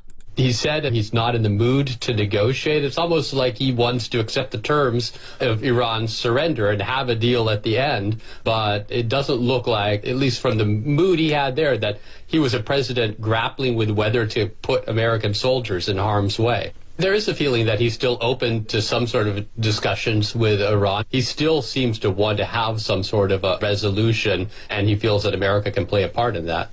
The Prime Minister will meet with the head of the European Union and his British counterpart today at the G7 summit in Canada. Anthony Albanese was expected to meet with the US President today, but the talks fell through after Donald Trump departed early to deal with the crisis in the Middle East. Australia's former ambassador to the US, Joe Hockey, says President Trump is not an easy leader to meet with, especially when he has so much on his plate. He's got now potential significant war in the Middle East between Israel and Iran. It goes on and on. And the question is, how do you get the attention of someone that is so preoccupied with everything else? Now turning to 5AA Sport. Get a 3K cash card on selected models during Agostino Mitsubishi's end of financial year sale. Here's Tom Wren. Thank you, Jade. Port Adelaide coach Ken Hinkley will address the media this morning with the Power set to train ahead of Saturday's clash against Sydney at home. The Power will have to make at least one change, with Ollie Wine set to miss around a fortnight with a knee injury. It's better news, though, for Jason Horne-Francis, who's been given the all-clear after hurting his shoulder late in the match against Melbourne. Well, Aussie Alex de Minaur has been knocked out of the Queen's Club Championship tournament on grass after being well beaten by Czech Yuri Lehečka in straight sets. The fifth seed conceding he just wasn't up to it. Just not a good day at the office, and I thought Yuri played very well, and he's a very dangerous opponent at the worst of times, and obviously I wasn't up for the level today. Cam Munster is calling on his Queensland side to help stop the attacks on Billy Slater. The Queensland coach has come under fire since losing Origin 1, even called a grub by former Blues prop Aaron Woods. Ahead of tonight's Game 2 in Perth, Munster says it's time to make a statement. We've got a lot of pressure on us at the moment. Like, we're 1-0 down, and I feel like we're putting pressure on him, but he probably might not say that, but me personally, we need to stand up for him. To soccer, Argentinian side River Plate has made a perfect start to its FIFA Club World Cup campaign with a 3-1 win against Japanese side the Urawa Red Diamonds. River Plate sealing the result with a third goal with just under 20 minutes to play. Juniors at Swinger. Oh, and there's the header! And they made it count! Set-piece perfection from River Plate. Audio thanks to Fox and Jade. That is the 5AA Sport. Thank you, Tom. Now checking 5AA traffic. Help the Jodie Lee Foundation fight bowel cancer. Round up your purchases in June at Star Discount Chemist. And Edward Sound, a crash to look out for this morning. Dawes Road near South Road, but not too many delays, so that's a good thing. Breakdown at Wingfield to look out for. She's on the north-south motorway just near the Wingfield interchange. And Tea Tree Gully, got a burst waterway and getting fixed today. She's got some detours in place. That's North-East Road at Haynes Road with the road closed. Early morning cameras, Trimmer Parade, Seaton and Blacks Road at Gillis Plains. Harris Scarf's Friends 50% off store-wide sale is on now. Save 50% off full-price flannelette quilt cover sets and sheets. Conditions apply. Harris Scarf, great brands, great prices.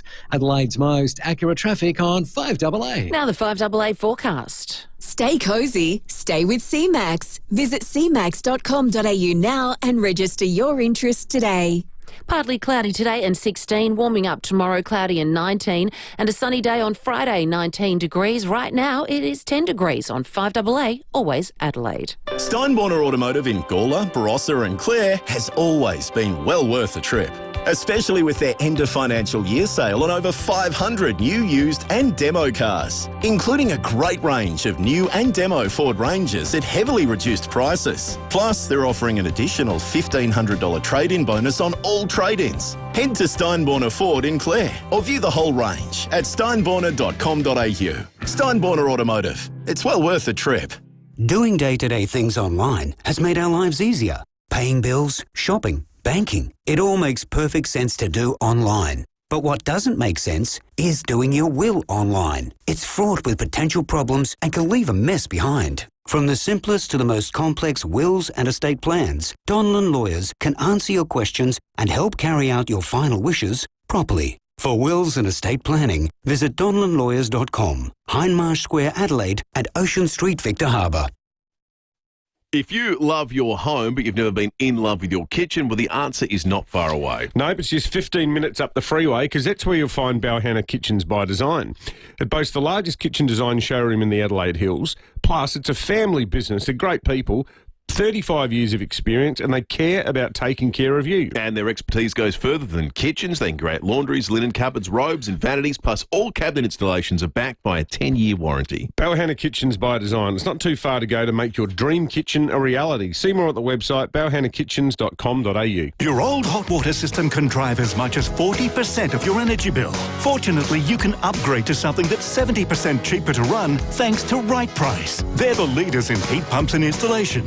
Now's the time to upgrade and save money on a more efficient hot water system and take advantage of government incentives and free installation. Reduce your energy costs today with a heat pump from Right Price. Make the switch with Right Price Hot Water. At Right Price, heating and cooling, you can get the price right at Right Price. Some milk on our shelves travels further than you do on holiday. Not milk from Flurio Milk Company. Our milk is proudly homegrown, home bottled and delivered straight from the rolling paddocks of South Australia's Fleurieu Peninsula. Freshness isn't a buzzword for us. We live and breathe it 24 hours a day. When you buy from Fleurieu Milk Company, you're supporting our incredible farming families and doing SA proud. Look for Fleurieu Milk Company in your supermarket. Planning your next event? Choose a venue where everything comes together. Adelaide Convention Centre.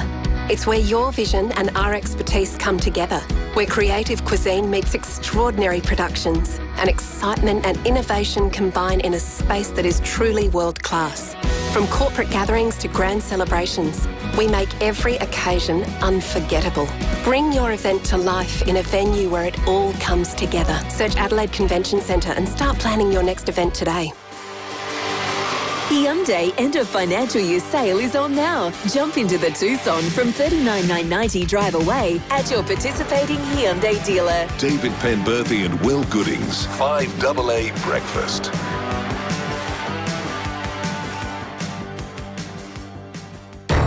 It's time to go around the courts with Sean Fuster on 5AA Breakfast.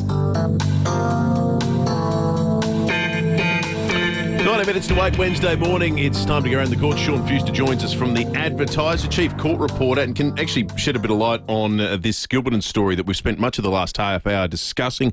A whole heap of our listeners have had their say with regard to. Sean, were you in court yesterday? I was, yes, Will. On this issue? Yes, I was, yeah. The woman involved allegedly in this incident was arrested, I believe, early in the morning, and yes. South Australia Police were able to make the matter get through the court system in the space of a day, which doesn't always happen. What's the argument for expediting it in that fashion, do you think, Sean?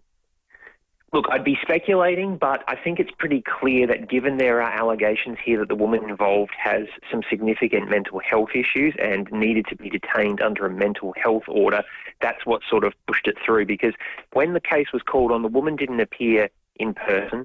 She didn't appear by video link, none of the ordinary. She appeared by phone link from an undisclosed hospital. A hospital orderly or nurse answered the phone, took it to the woman, referred to her by name, asked if she could hear the call. She confirmed she could, and then the court hearing went on from there with her listening through the telephone link. And you'll note that I'm not saying her name because the decision was made to actually suppress her identity for at least the next 4 weeks. Also, Sean, this morning you've got some more detail for us on a case that you've been covering since Monday with regard to a series of raids conducted by Australian Border Force and an India to Adelaide drug manufacturing syndicate that's been busted. For our listeners that missed your earlier reporting, just bring us up to speed. Yeah, this is a really interesting one. These are allegations against a man called Asadullah Mohammadi, a 34-year-old who was living in some of the state's more blue-chip suburbs. The allegation is that he was receiving tons and tons of pseudoephedrine, which is a precursor used to make methamphetamine, but it was coming into the country allegedly in really ingenious ways. He was receiving packages of things like cardigans, button-up cardigans, and when you crack the buttons of the cardigans open, they're full of powdered pseudoephedrine. He was getting kitchen items that had powdered pseudoephedrine in between the linings of different things, even lengths of ribbon where, those sort of spools that you get that Nana has where you've got like the cardboard spools on top and on bottom and the ribbon's wrapped around the middle. When you pull away the sticky tape, there's no ribbon there. They're just powdered pseudoephedrine. So someone in India decided this is a way to get past Australian Border Force. And, of course, Border Force, far too clever for that. They've probably seen things that we've never heard of before trying to get drugs into the country. So they followed it along and with the assistance of Australian Federal Police and South Australia Police, busted the man. They allege that Mr. Mohammadi is the one who's the Australian connection for this syndicate. And obviously this is all being used in the production of meth as well, Sean. It sort of feels like the two stories we've discussed here almost overlap in some ways, given the experiences of our listeners living. Well, we're seeing more and more of that in the courts. I was in a matter just the other day where there was no suggestion of anything to do with drugs. And then all of a sudden in sentencing, the judge said, and you were addicted to methamphetamine from 2008 through 2013. And it was just sort of a footnote along the way of this person's life and their criminal history. It really caught me off guard because I'm used to it being a major factor in sentencing where defence counsel will push it in front of the judge and say, look, my client has substance abuse issues. But now it's, I say, like a footnote on the way for some people. You know, oh yeah, I was on meth for 10 years, but I kicked it and now I'm in court for something else. It's quite frightening to see how many people have that as part of their history. Hey, Sean, not wanting to age you, mate, how long have you been in this gig now? It's more than 20 years, isn't it? 27 years in journalism, 25 years at the Tiser and 23 years in court. In that time, on both cases involving serious mental health problems and cases involving methamphetamine, have you seen a change in that almost 3-decade period? Absolutely, absolutely. What I've seen is that the mental health side of things has become more prominent, and then that splits into two. One is serious, significant mental health issues that are what I'll call for a moment organic. People who have sought treatment or have been denied treatment or haven't been able to access treatment, then ending up in a criminal situation. I think of cases like the poor woman that was murdered down at Noarlunga by the young man who couldn't get mental health treatment.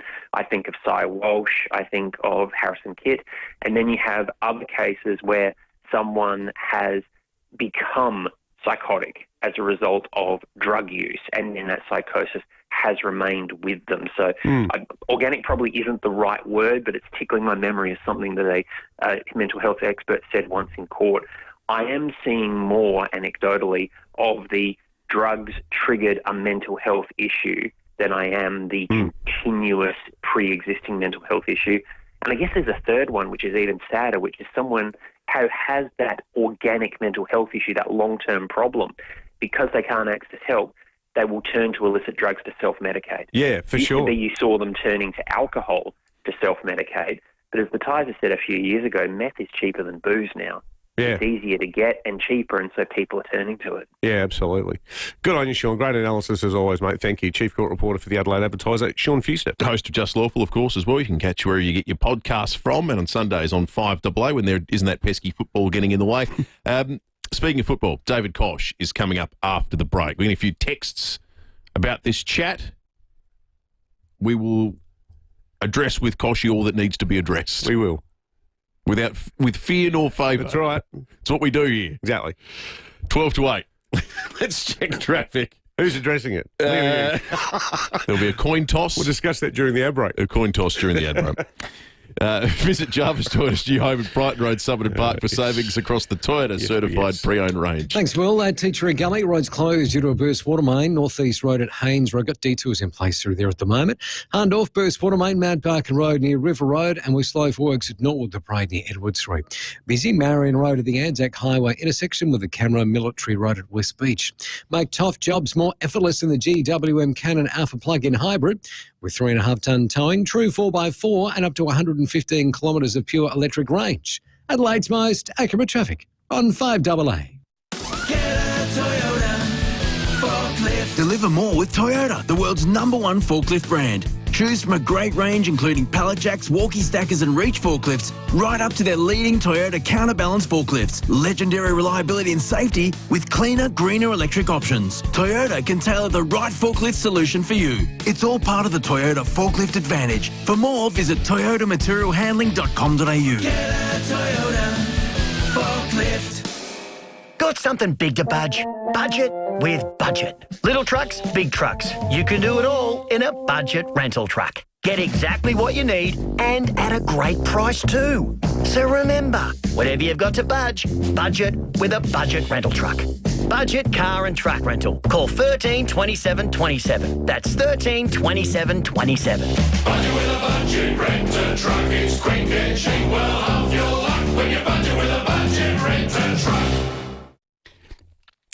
Samtas Seafoods, they're your household allies. They help you eat well, entertain, and most importantly, stay on budget with the best local seafood. Right now, this is cheap. Super fresh local snapper fillets from just $44.99 a kilo. And right now, there's a super special on King George whiting fillets from just $55.99 per kilo. Today and tomorrow, only at Samtas. Or try snapper, hapuku, ling, or New Zealand grown Atlantic salmon, packed with omega-3s, by the way, too, and ready for your pan, oven or grill. Stock up with the best deal in town. 4 kilos, still just $60. Mix and match over 20 premium seafood lines, including flathead, dory, red emperor, barra, salt and pepper squid, Atlantic salmon, battered whiting and more. Samtas is Adelaide's premium destination for freshly open oysters 7 days a week. This week they're shucking direct from Smoky Bay's clean, cold waters. Oysters at their absolute best. Only at Samtas, open daily and never pre-packed. Samtas Seafoods, 201 Richmond Road, Richmond. Factory direct prices, open 7 days. For fresh seafood, unbeatable value and serious variety, it's always Samtas. Hi, Daniel Tarley here, General Manager of Home. That's HAUME. Put simply, we buy homes. We don't charge fees, there's no advertising costs or commissions, none of that.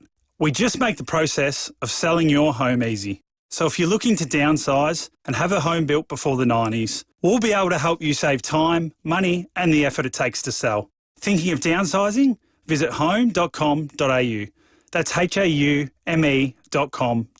If you need to fix your pipes, call Precise. Call Precise. If your toilet's blocking up, call Precise. Call Precise. If your lights aren't turning on, or your hot water is gone, or a plumber or an electrician, call Precise. Precise. Precise Plumbing and Electrical. Call 1300 700 200. That's 1300 700 200. Precise Plumbing and Electrical. Local and experienced trade specialists. Or a plumber or an electrician, call Precise. Call Precise.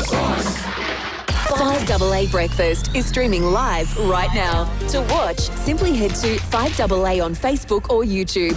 Hyundai end of financial year sale is on now. Jump into the Tucson from $39,990 drive away at your participating Hyundai dealer. David Penberthy and Will Goodings. 5AA Breakfast. And they could never tear us apart. David Kosh on 5AA Breakfast.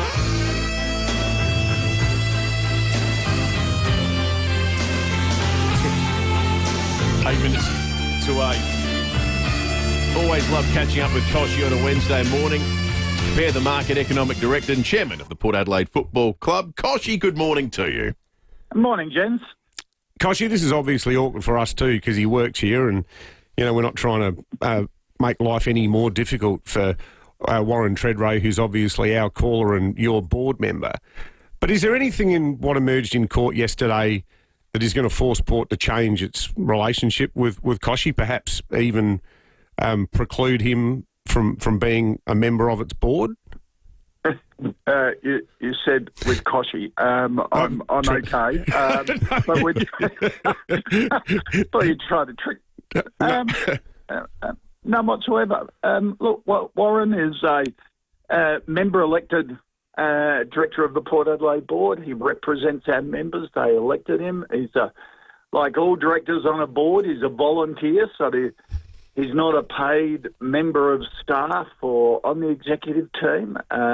He's a really good contributor to board meetings and also a football strategic committee. What happens in his private life is up to him, and whether you agree with some of the things he says or not doesn't really matter. I'm just interested in how he performs as a director on the Port Adelaide board, and he's doing pretty well. It's exactly the same. I disagree, Pembo, with some of your editorials that you write, but you know, we agree to disagree, and I still come on the show, and you're a good bloke, and you know, that's a rich tapestry of having a wide circle of friends and associates, and you get all views. Yeah.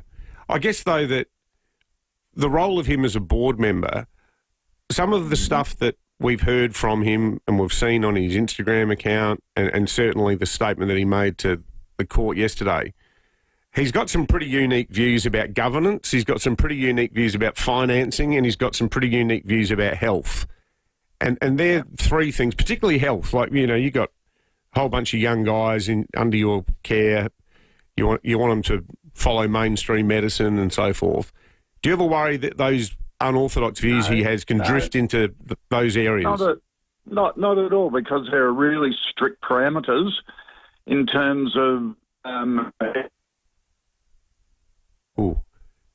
abide by really strict rules, really strict workplace rules, and really strict AFL rules. So I'd no issues with that at all. And, Warren never discusses that at board meetings or imposes that view on the club or the board. He's there as a director of a football club, and his input is really valuable. So, you can have private or public views, anything like it, but he doesn't impose those views on anyone. Koshy, a football... does he at 5AA? Well, it's a fair question, and I mean, I would say no. The reason that we have Treaders on as a caller, Koshy, and I'm not part of the commentary team, but he comes on at half time of the Port v Melbourne game to talk about the game, not about whether he thinks Bill Gates invented the coronavirus. I mean, he's here to talk about footy, and that's what he does. Yeah. If anyone has wacky political theories during football coverage, it's Stephen Rowe. Now, well, that's one thing we can all agree on. Can I ask you though, Koshy, in all seriousness, about an element of this that goes to football club governance? And I genuinely don't know the answer to this question. If you're a director, they're all volunteers. If you're a director of a football club, is it the same as being a director of a major corporation or a publicly listed company? What happens if you are not financially viable, if you declare bankruptcy? Well, no matter what organisation you're a director of, you've got to step aside. Okay. If that occurs, that's whether you're a director of the Adelaide Football Club or 5AA or whatever. That's just the governance rules from ASIC. That's corporate law. So that's pretty black and white. Have you spoken to him in the last 24 hours about any of this? Not in the last 24 hours, no. Because, frankly, and everyone sort of was castigated on some of the footy shows last night, but, I should have had a view and the club should have had a public view. It's a private matter. And, we've got a really diverse board, and every organisation does, and as long as it doesn't impact their role as a director, it's really got nothing to do with us. Yeah, no, they're all fair points, Dave. And as we said at the start, I was not sure if this is more awkward for you or for us, but, we thought it's out there in the public domain, and it's got to be discussed respectfully. He's not paid by us. He's an employee of you, so, Yeah. I don't know. Yeah. What's the response from your executives? Well, I'm not on the executive team, so, but as I said before, he's a footy... Out, Pembo. Well, hang on. Would you like us to ask that question of Travis Boak? Yeah, good point. Good point. Yeah, good on you, Dave. Dave Kosh, the chairman of the Port Adelaide Football Club and Compare the Market Economic Director. Well, there we go. We might be getting the odd text about it, David, that we will address over the course of the morning. I think the interesting responses we're getting are from Port fans, because this is at the end of the day, a member-elect board position. And there are fans. Fans always deserve... The fans are always bigger than anyone at the club. Well, the thing that does change the dimension of it is the fact that the members did vote for him. Although we've got more than a few texts saying that from people who said they did vote for him and they regret it now. Conversely, others are saying that he's there for his football brain in the same way we could argue that, as I said, he's not... I couldn't disagree more with all of his views on health and citizenry and the law and everything. But when he does the job with you... I called with him on Sunday. Yeah. Well, he doesn't come on the air and talk about that. I actually get on really well with Treaders. I've been in work function. He seems like the world's nicest guy. I think he is. And I mean, I wouldn't want to sit down and have a discussion with him about, the World Economic Forum. But I think he knows that too, you know, and he comes in and calls footy. Keep the text coming in, 048008 1395. The very latest news and information. This is 5AA News. Always Adelaide. Partly cloudy and 16 with the 8 o'clock news. Good morning, I'm Jade Robran. Hydrotherapy at FIVEAA Extra Marion, including underwater treadmill, latest rehab facilities and highly trained physios. physioextra.com. Former Channel 7 personality Jan Beasley says enough is enough after a terrifying home invasion. A crazed woman smashed her way into her Walkerville Terrace home on Sunday night after allegedly stabbing a man to death in his nearby housing trust unit. The 30-year-old woman has been charged with murder, trespass and property damage. Jan's told David and Will something has to be done about the Brentston Court Housing Trust complex. 20 years we have been putting up with violence, drugs, kidnappings, assaults. It just goes on to the stage where I feel like I'm trapped in my own home, scared to go out my side gate. My friends sometimes are too scared to get out of the car to come in. A rideshare driver has had a terrifying night after two teenagers attempted to carjack his car in Elizabeth Grove this morning. It's alleged they jumped into the back of a Toyota hatchback on Mofflin Road and threatened the driver with a knife before trying to steal his car. Senior Constable Rebecca Stokes says the driver was injured in the attack. And threatened him with a knife before trying to steal his car.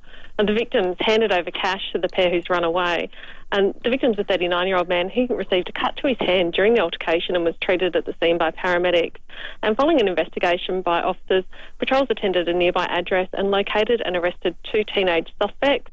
Port Adelaide Chairman David Koch says there's still a place for Warren Treadray on the club's board. Port Adelaide great Warren Treadray has denied being a sovereign citizen after telling the federal court he doesn't recognise Australian legal tender and would need to repay Channel 9 in precious metals. Treadray says he used an IOU note to settle his debts after being ordered to pay legal costs following a failed appeal in November last year. But David Koch says he's a good contributor on the board. Well, Warren is a member-elected director of the Port Adelaide Board. He represents our members. They elected him. He's like all directors on a board, he's a volunteer, so he's not a paid member of staff or on the executive team. He's a really good contributor. A record funding boost is now on offer to support girls and women in sport across South Australia. More than $9.1 million is available in the latest round of the Power of Her Infrastructure and Participation program. Minister for Sport Emily Burke says participation rates are up. More girls and women go onto the football field or courts or our sporting facility. We also need to make sure that we're providing that extra boost for them off the field as well. Fresh explosions have been heard in Iran's capital, Tehran, while in Tel Aviv, residents are bracing for another round of missiles en route. Reporter Liam Mendez is in Tel Aviv. He's told Peter Figan the whole region is on edge. We've just all been woken up by the alerts that go off on our phone. That seems to be happening more often now, with reports that there's another ballistic missile attack coming over from Iran at the moment. Initial reports indicate that it's about 30 to 40 ballistic missiles that have been sent. Qantas is creeping back up the list of the world's top airlines. Gabrielle Hodson has more. Qatar, Singapore and Cathay Pacific Airlines have been named the world's best, with Qantas further down at 14. The Financial Review says it's a better result than last year when the Flying Kangaroo came in at 24th. And thankfully things haven't changed much since the movie Rain Man. Ranking platform 42KFT.com has also named Qantas the world's safest airline. At a ceremony in Paris, our national carrier was ranked the best in Oceania and among the top 10 for in-flight entertainment. Virgin Australia also won a few gongs, including Best Airline Staff Service in the region. Now turning to 5AA Sport. Get up to $2,000 loyalty bonus when you trade in during Agostino Mitsubishi's end of financial year sale. Here's Tom Wren. Thank you, Jade. As we heard in the news, Port Adelaide Chairman David Koch has defended Warren Treadray's position on the board, saying his performance remains strong. Meantime, Adelaide coach Matthew Nicks has defended under-fire Melbourne coach Simon Goodwin. Nicks telling Nines Footy Classified critics are very quick to judge. I find it amazing how quickly we jump on the coach as the issue. I know Simon Goodwin, he's an unbelievable coach. coach and a people manager. 2 weeks ago, I was looking at Melbourne and saying, well, this is the team coming for us, and they've just re-signed Cozzy Pickett. You know, that is a sign to me that the coach has got a lot of things right. Meantime, a blow for GWS with defender Sam Taylor set for a stint on the sidelines with a broken toe. Well, Game 2 of the State of Origin series will be played tonight between New South Wales and Queensland in Perth. The Blues lead the best-of-3 series 1-0 and can wrap up the series with a win. The NBL has announced a new in-season tournament. The Ignite Cup will be played on Wednesday nights, culminating in a standalone final with a $400,000 prize pool. Meantime, the Oklahoma City Thunder are within one win of claiming the NBA title after taking a 3-2 series lead against the Indiana Pacers. And the Kookaburras have rocketed into the top 3 of the Pro League standings after claiming their biggest win of the season with a 6-1 win over Ireland. And that's the 5AA Sport. Thank you, Tom. Let's get a check of the roads with 5AA traffic. Help the Jodie Lee Foundation fight bowel cancer. Round up your purchases in June at Star Discount Chemist. Morning there, we're accident breakdown free today, so not a bad run in at the moment, which is good, touch wood. A couple of burst waterways to look out for you. Fireman at Tea Tree Gully, North East Road near Haynes Road. Got detours in place with the road closed as well. Another burst getting fixed at Harndorf, Mount Barker Road near River Road, and slow going South Road, Karata Park. Early morning cameras, Fitzroy Terrace, North Adelaide, and St Donald Rabbit Drive at Brooklyn Park. Moving home? Don't do it alone. For every stage of life, Storage King has hassle-free storage solutions. June sale now on. Visit storageking.com.au for details. Conditions apply. Adelaide's most accurate traffic on 5AA. Now the 5AA forecast. Stay cosy, stay with CMAX. Visit cmax.com.au now and register your interest today. Partly cloudy today and 16, warming up tomorrow, cloudy and 19, and a sunny day on Friday, 19 degrees. Right now it's 10 degrees on 5AA, always Adelaide. If you appreciate sporty handling in a compact car that puts the fun back into driving, you'll love the game-changing Corolla at Jarvis Toyota.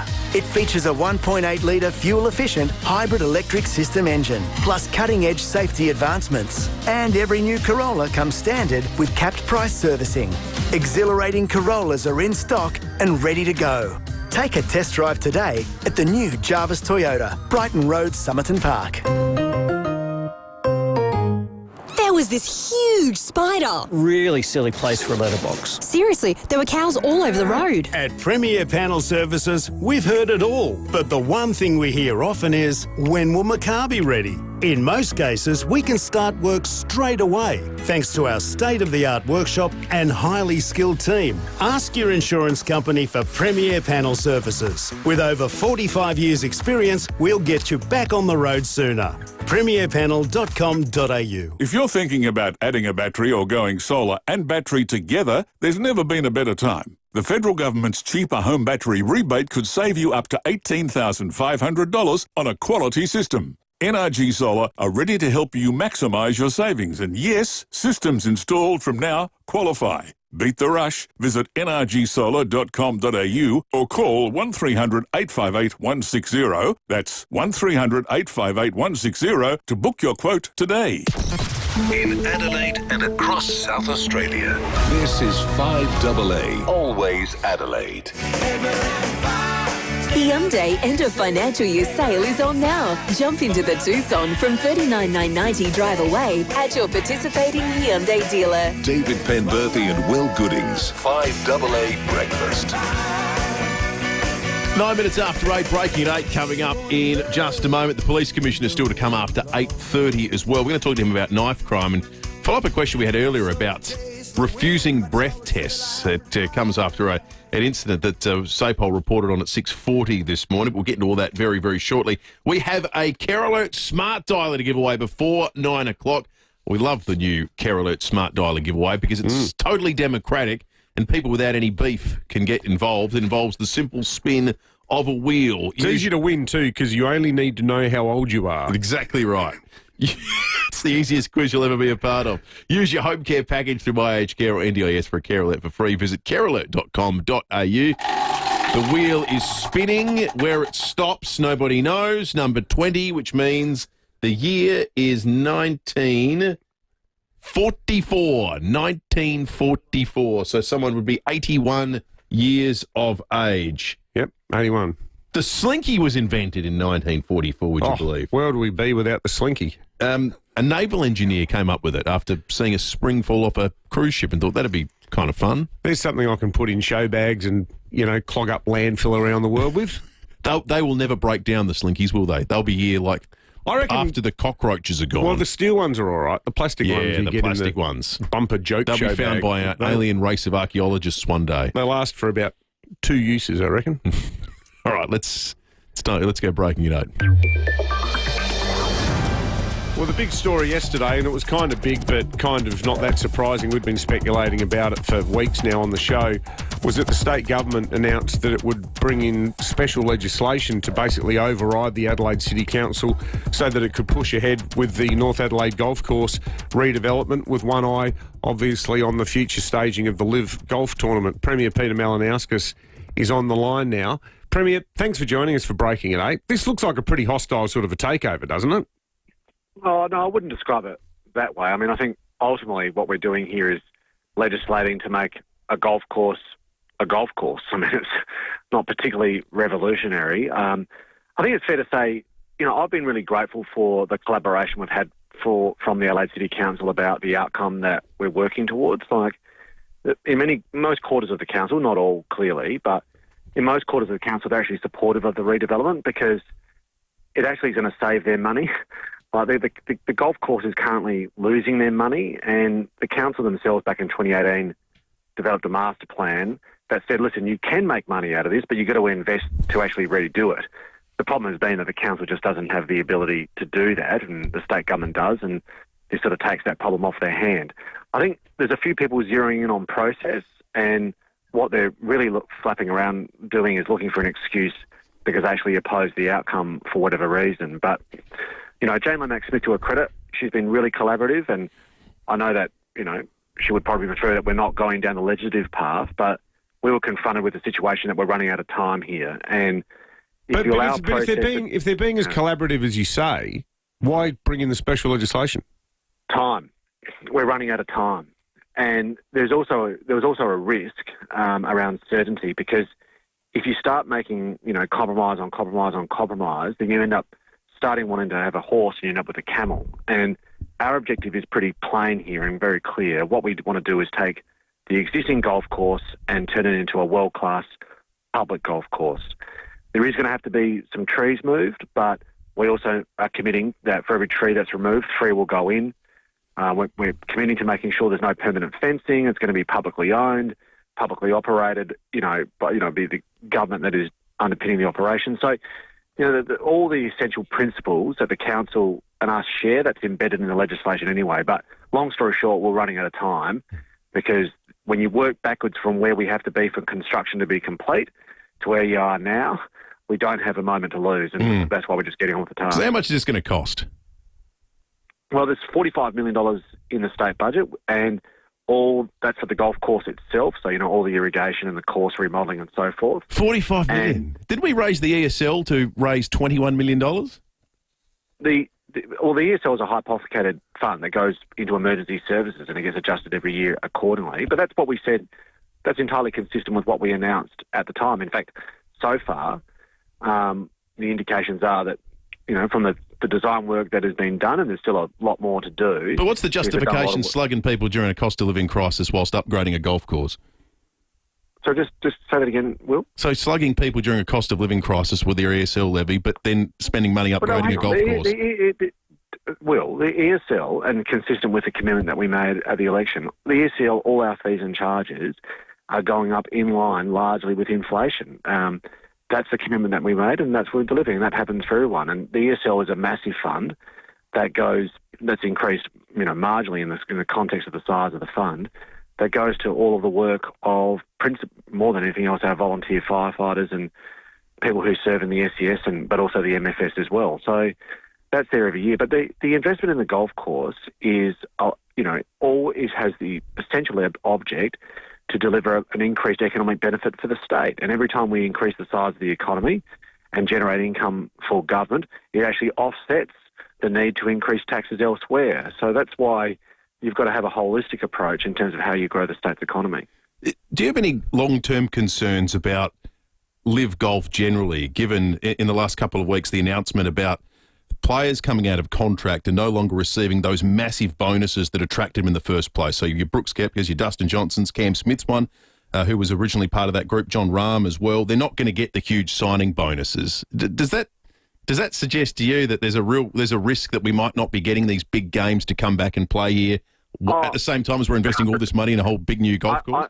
Well, we're not doing it exclusively for Live Golf. That's the really important point. I mean, Live will use the course, for a week a year, but the other 51 weeks a year, this will be a draw card. Well, there'll be, South Australians will be able to play a public course, and that's a good thing. No different to us investing in community sports facilities, and our investments in that regard eclipse by multiple factors.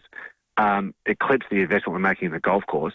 So it's a public facility, but because it aims to be one of the best public golf courses anywhere in the world, it does present an opportunity to have a far higher fee being charged to people from outside of South Australia to come and play it. No different to people paying $500 a round to play in one of our private golf courses, in the Sandbelt. So, can you guarantee, though, Premier, that it won't go up for locals?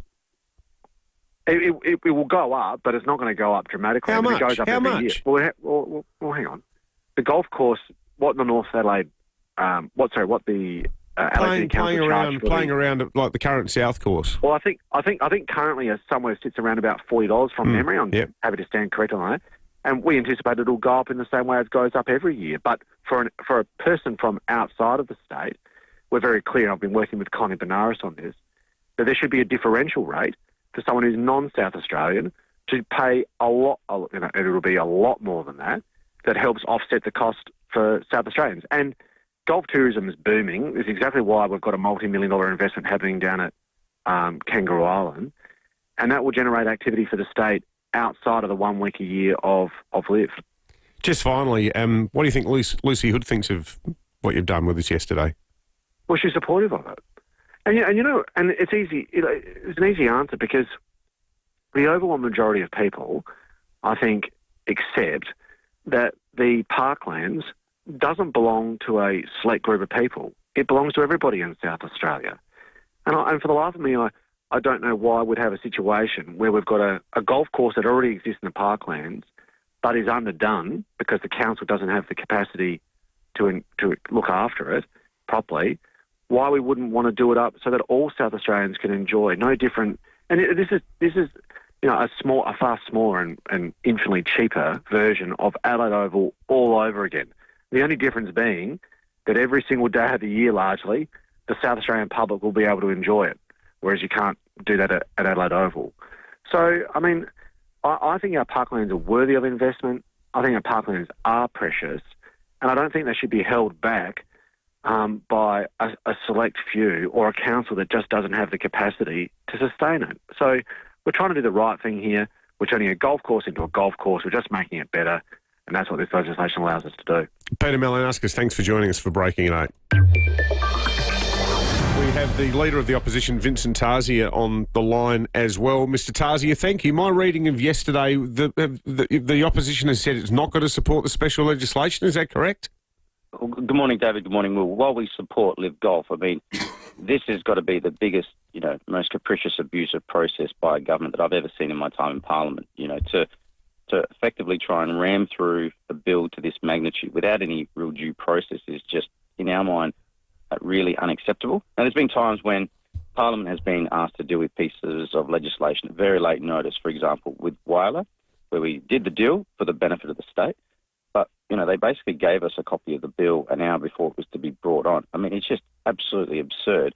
People are angry. We are being contacted by people right across the state because it just shows a degree of arrogance from this government that is creeping to do this. Did you guys wave it through in the House of Assembly? No, we objected to the suspension of standing orders. I mean, the numbers in the lower house are the government's got a pretty clear majority in the lower house, but this was an ambush. We opposed that quite clearly, and we've got real concerns about the way that the government is trying to get this bill through, has been trying to get this through, and we think that is an abusive process.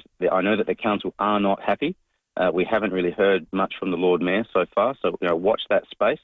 People of the surrounding area are not happy because it's just the way that they've gone about it. Just to ram this legislation through without any notice. It's not like the Premier went to the election and said that this would happen. This is a degree of arrogance that we're starting to see from this government. It's very surprising, I've got to say. I think it's got a long way to run. But, while we support Live Golf, we don't support the way that the Live Golf indenture bill has been processed. So there's no recourse in the upper house? I know the Greens are pretty upset about this. I think the Greens are very upset about it. And it looks like, as you pointed out, that the government has done a deal with some of these independents. The question that I would like answered is, what is that deal, and what assurances have they made to these people? I think that's a good question for them. Do you reckon that deal might be Labor pre-selection for one of them? Oh, who knows? not that easy in the Liberal Party, let me tell you. Yeah, Vincent Tarzia, the Leader of the Opposition, thank you for that.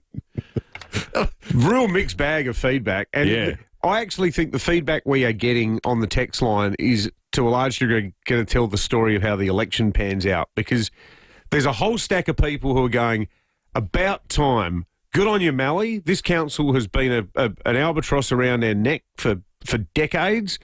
You can't get anything done with them. They are NIMBYs. They are self-seeking bourgeois inner-city types who think that the parklands belong to them and their mates in North Adelaide. Conversely, there's also a hell of a lot of commentary along the lines of this is an act of arrogance and hubris, and it's starting to look like being Premier has gone to the Premier's head. There's people saying that the guy should get back to his day job, that as a Premier he makes a pretty good sports minister. There's a lot of people talking about the cost. There's a lot of people talking about whether golf itself is worth this level of government attention and investment. I'd say it's running probably 60 or 70 to 30. Don't you think? Is that a fair reading of all the text? Yeah, I think so. I think 60-40. I think generally there is a view. People don't. There's not a lot of tears being shed about the city council being sidelined. No, but I think this is a little bit of a creep. There's a creeping sense of spending a lot of time talking about golf. Yeah, footy. Yeah, like the government's pretty energised about these things, but there's other things that people are getting irritated. Maybe about. In hindsight, all those placards on the Stobie poles almost 4 years ago should have said Labor will fix the golfing crisis. Because they're fixing it. Yeah, they're spending a lot of time. It's going to be terrific by the sounds of things. 22 minutes after 8, we're going to check traffic in a moment. Is the US about to enter the war between Israel and Iran? Certainly, there's some moves behind the scenes, some equipment being shifted to the Middle East that points in that direction. Donald Trump ran on a platform of being something of an isolationist. We're going to cross to the US and get some answers to that next. Traffic first, though. Visit Jarvis Toyota's new home on Brighton Road, Summerton Park, for savings across the Toyota certified pre-owned range. Thanks, Will. Roads looking pretty good today. We're accident breakdown free, which is excellent. Do have works to look out for at Tea Gully, fixing up a burst water main at the moment. North Things Road at Haynes Road. Do have detours in place through that one. Burst water main at Harndorf, Mount Barker Road near River Road, but not causing too many delays, which is good. But we are slow for works at Dry Creek, Port Wakefield Road to the Dry Creek ramp. Cameras, Fitzroy Terrace, North Adelaide and Grand Junction Road at Hope Valley. The BMW Expo sales event is ending soon. Don't miss your chance to enjoy savings equal to the GST on new BMW vehicles. Ends June 30. T's and C's apply. Adelaide's most accurate traffic on 5AA. The 5AA Sports Show. Rowie and Timmy G. Port Adelaide defeated Melbourne by 25 points, and this man had a little day out himself, kicking 7 goals. Mitch Georgiades, another performance that we can build some confidence out of. Yeah, absolutely. It was a great performance. Melbourne are a quality outfit, and they've played some really strong footy over the last month or so. The 5AA Sports Show. I mean, if I kicked a bit straighter, it could have been a little bit better as well. Weekdays from 4 p.m. on 5AA. Always Adelaide. All right, that'll be absolutely diddly squat. Buy any vehicle from Wayville Hyundai before June 30 and you could win an entire year of groceries from Foodland. T's and C's apply. Licence number T25707. Driven by Australian Motors. Introducing the Caliente by Beechwood Homes. A multi-level masterpiece of design, innovation and style. Inspired by the effortless glamour of Palm Springs in California, it's bathed in natural light through clever architectural design. At its heart, a stunning 6-metre island bench anchors a kitchen that's as beautiful as it is functional. The Caliente is open for viewing at 10 Simon Crescent, Craigburn Farm, Saturdays and Sundays 1 to 4:30pm. Life's good. It's even better in a Beechwood home. Hi, I'm Bronte Manuel from Toop and Toop. This year, we're proud to be celebrating 40 years of doing real estate differently in South Australia. Since 1985, we've remained family-owned and fiercely independent, with innovation, integrity and people always at the heart of what we do. While the industry's changed, our values haven't, and we're incredibly grateful to our clients and community for their trust and support. Visit toop.com.au. Toop and Toop, 40 years of family, innovation and integrity. You ever hire a tradie and never see them again? They rock up once, give you a quote, then vanish like they ended witness protection or something. Now, you want a tradie who sticks around, not one who needs a missing persons poster. That's right. Precise will do the job right the first time. No disguises, no disappearances, just a plumber who shows up and finishes the job. And here's a great offer for winter. Call them now and get $500 off new ducted heating installations. Ditch that disappearing tradie and get a tradie who'll turn up and do the job right. Call Precise 8152 6740 or visit preciseservices.com.au, celebrating 25 years. Tired of rising power bills? What if you could eliminate power bills forever? With NRG Solar, the new Cheaper Home Batteries program gives eligible homes and businesses up to 30% off the cost of a new home battery, saving you thousands. NRG Solar has the know-how to help you claim the rebate and design a system that delivers real long-term value. Own your energy, own your future. Call 1300 858 160, that's 1300 858 160, or visit nrgsolar.com.au now. This is very serious. The Blackout End of Financial Year sale is live at Edwardstown Mazda with huge in-showroom only deals and serious savings across all new and demo vehicles. Save up to drive away with no ads, no clues, just serious end of financial year value in store only. Are you serious about end of financial year? Prove it. Show up. The Blackout Sale, only at Edwardstown Mazda and only in store. Must end June 30. Rosanna Mangiarelli here from 7 News. Join me and Will Goodings for Adelaide's leading news hour, 7 News, tonight at 6 o'clock.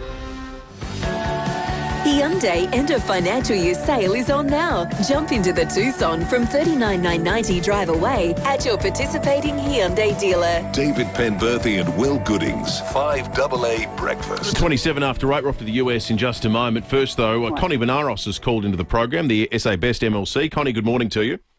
Oh, good morning. Thanks for calling in, Connie. You wanted to clear the air about something. Yeah, no worries. Look, I'm listening with interest. They say no, all publicity is good publicity, right? But it absolutely astounds me that when I come out with a position on a bill, I must have done a deal. Like, I don't have the capability, or other MPs in there don't have the ability to just make a decision based on whether something is a good idea or a bad idea. I've said from the outset, I think this is a bloody good idea. And I'm going to do my level best to make it happen. I really think the Liberals need to get over themselves. Vincent has every opportunity in there, just like I do and every other MP does, to be on top of what's happening in Parliament. And if he's so busy worrying about what's happening in the Liberal Party instead of what's happening in Parliament, that's on him, not on us. Can I ask you the question? Can I ask you the question directly, though, Connie? The word pre-selection has not come up with me once. So you will not be a Labor candidate for the upper house at the next election? Well, if I am, it's news to me, David. If I am, it's news to me. And I heard the commentary from last week too.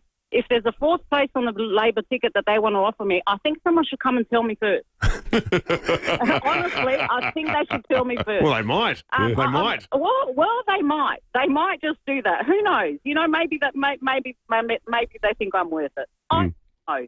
The reality is, every time I do something, I make a decision on something that I believe in. I hear pre-selection, I hear she's done a deal, I hear she signed a blank cheque. It is rubbish.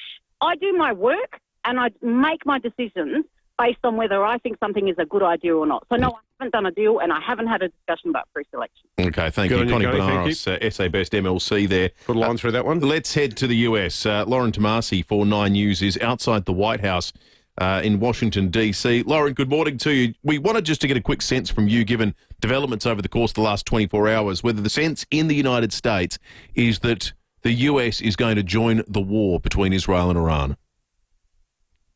Hey guys, that certainly is the question that everyone is asking right now, because Donald Trump has been posting a flurry of things to social media, warning Iran, and really quite alarming posts saying that he knows where the location is of the Iranian Supreme Leader, and saying his patience is wearing thin. But as to whether or not the US is going to wade into this, we still don't know. Okay, thank you for that, Lauren. Lauren Tomasi outside the White House. We await any official correspondence on that question, because it is a very live one as we speak this morning. An action-packed 40 minutes on the 5AA Breakfast Show. We got through Koshy with the Treader situation. We had the Premier on about the war with the Adelaide City Council, and we even managed to squeeze in a bit of World War III after Connie Benaros. Exactly right. Don't go anywhere. After the break, the Police Commissioner is going to join us live in the studio. This is 5AA News, always Adelaide. Partly cloudy and 16 with the 8:30 news. I'm Jade Robrin.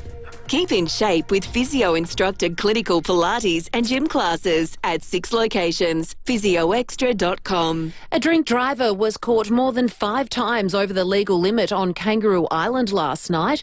The 37-year-old Adelaide man allegedly blew .252. He was reported for drink driving and issued with a 12-month instant loss of licence. His vehicle has been impounded for 28 days.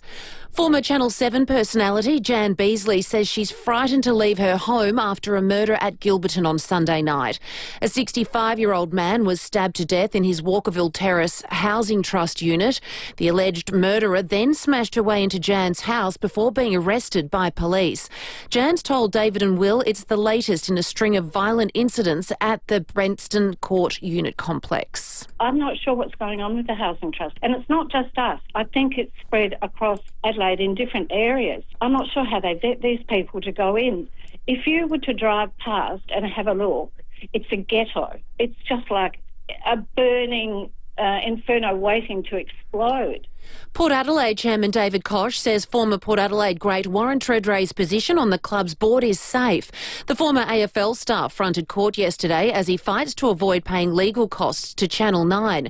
Koch says he's not interested in Treadray's beliefs away from the boardroom. Whether you agree with some of the things he says or not doesn't really matter. I'm just interested in how he performs as a director on the Port Adelaide board, and he's doing pretty well. Hospital support workers across South Australia are walking off the job today. They're demanding fair pay and warning their understaffing is worsening the state's ambulance ramping crisis. Staff at Glenside, the Royal Adelaide and Queen Elizabeth hospitals will strike for 30 minutes over 2 days, calling for a 20% pay rise to match colleagues in other states. Israel claims it has killed another senior Iranian official as explosions in Tehran forces thousands of residents to flee. Europe correspondent Edward Godfrey. Israel has been going after some of Iran's top brass since launching its military operation days ago, and they now claim to have killed another senior figure, Iran's wartime chief of staff, Ali Shadmani. He'd only just been given the job after his predecessor was killed by Israeli airstrikes last week. He was a close aide to Iran's supreme leader. Sirens have been sounding across Israel, including in Tel Aviv, and Iran claims to have struck a key target not far from there, a facility belonging to Mossad, Israel's intelligence agency. The mushroom death case is nearing a verdict. The defence's closing arguments will continue this morning, with Erin Patterson's defence questioning why anyone would want to harm the lunch guests. Penelope Lurch has more. Why on earth would anyone want to kill these 4 people or cause them really serious injury or any harm at all? Those are the words that Erin Patterson's barrister told the jury in his closing address, acknowledging that it is a terrible tragedy that 3 of the lunch guests passed away. He acknowledged that Erin Patterson's actions had caused the deaths of those lunch guests, but says the issue in this case is intent. The Federal Treasurer will use a key speech today to argue Labor has a big opportunity for economic reform over the next 3 years. Jim Chalmers will address the National Press Club just over a week after the Prime Minister spoke at the same venue. Dr Chalmers will warn international factors like the war in the Middle East will likely shape the government's economics. Now turning to 5AA Sport. Get a 3K cash card on selected models during Agostino Mitsubishi's end of financial year sale. Good morning, Tom Wren. And to you as well, Jade. Mixed news for Port Adelaide on the injury front, with Jason Horne-Francis given the all-clear to play in Saturday's twilight clash against Sydney. That's despite suffering a shoulder issue against Melbourne. Ollie Wines has been ruled out with a knee injury, while defender Alia is considered a 50-50 proposition. To tennis, Alexei Popyrin, the second highest Australian player after Alex de Minaur, has advanced to the second round on grass at the Queen's Club in London. He's defeated fellow Aussie qualifier Alexander Vukic 6-2, 6-7, 7-6. Popyrin's next challenge is second seed Jack Draper. Yeah, it won't be easy. We played earlier this year. He got the better of me, but I learned a lot from that match and kind of know what to expect against him. You know, I haven't played him on grass yet. It will be his second match on grass this year, so obviously knowing from experience that it's not always going to be sunshine and rainbows when you're playing on grass. Not a great result, though, for Alex de Minaur. He suffered a shock loss to Yuri Lehechka 6-4, 6-2. Adam Walton went down to Carlos Alcaraz in straight sets, but he put up a fight, losing 6-4, 7-6. Well, legendary Blues coach Phil Gould says a media war of words will only fire up the Maroons heading into Game 2 tonight in Perth. Former New South Wales prop Aaron Woods is standing by his comments aimed at Queensland coach Billy Slater, labelling him a grub. Gould has told Nine's Today Show the whole spat is unnecessary. I don't think that's the way you promote Origin, and I don't think that was needed. If you wanted to fire up Queensland, this is just another way to do it. They don't look for many excuses to get fired up about it, and having their coach attacked like that will certainly be fuel for fire. Sounds like it's going to be a pretty spiteful clash tonight, Jade. That is the 5AA Sport. Absolutely. They're always fiery, aren't they? Thank you so much. Now checking 5AA traffic. Help the Jodie Lee Foundation fight bowel cancer. Round up your purchases in June at Star Discount Chemist. At Tea Tree Gully, roads closed due to a burst water main. North East Road at Haynes Road, detour was in place there. And off another burst, Mount Barker Road near River Road, and slow for works at Edwardstown Cross Road near Hammersmith Avenue, speeds at 40 k's. Getting busy South Road at Clovelly Park with the camera, Press Road at Brooklyn Park. Office works won't be beaten on tax time prices with their price beat guarantee. Shop online, in-store or via the app before June 30. Exclusions apply. Shop now at Officeworks. Adelaide's most accurate traffic on 5AA. Now the 5AA forecast. Stay cosy, stay with CMAX. Visit cmax.com.au now and register your interest today. Partly cloudy today and 16, warming up tomorrow, cloudy and 19, and a sunny day on Friday, 19 degrees. Right now it's 11 degrees on 5AA, always Adelaide.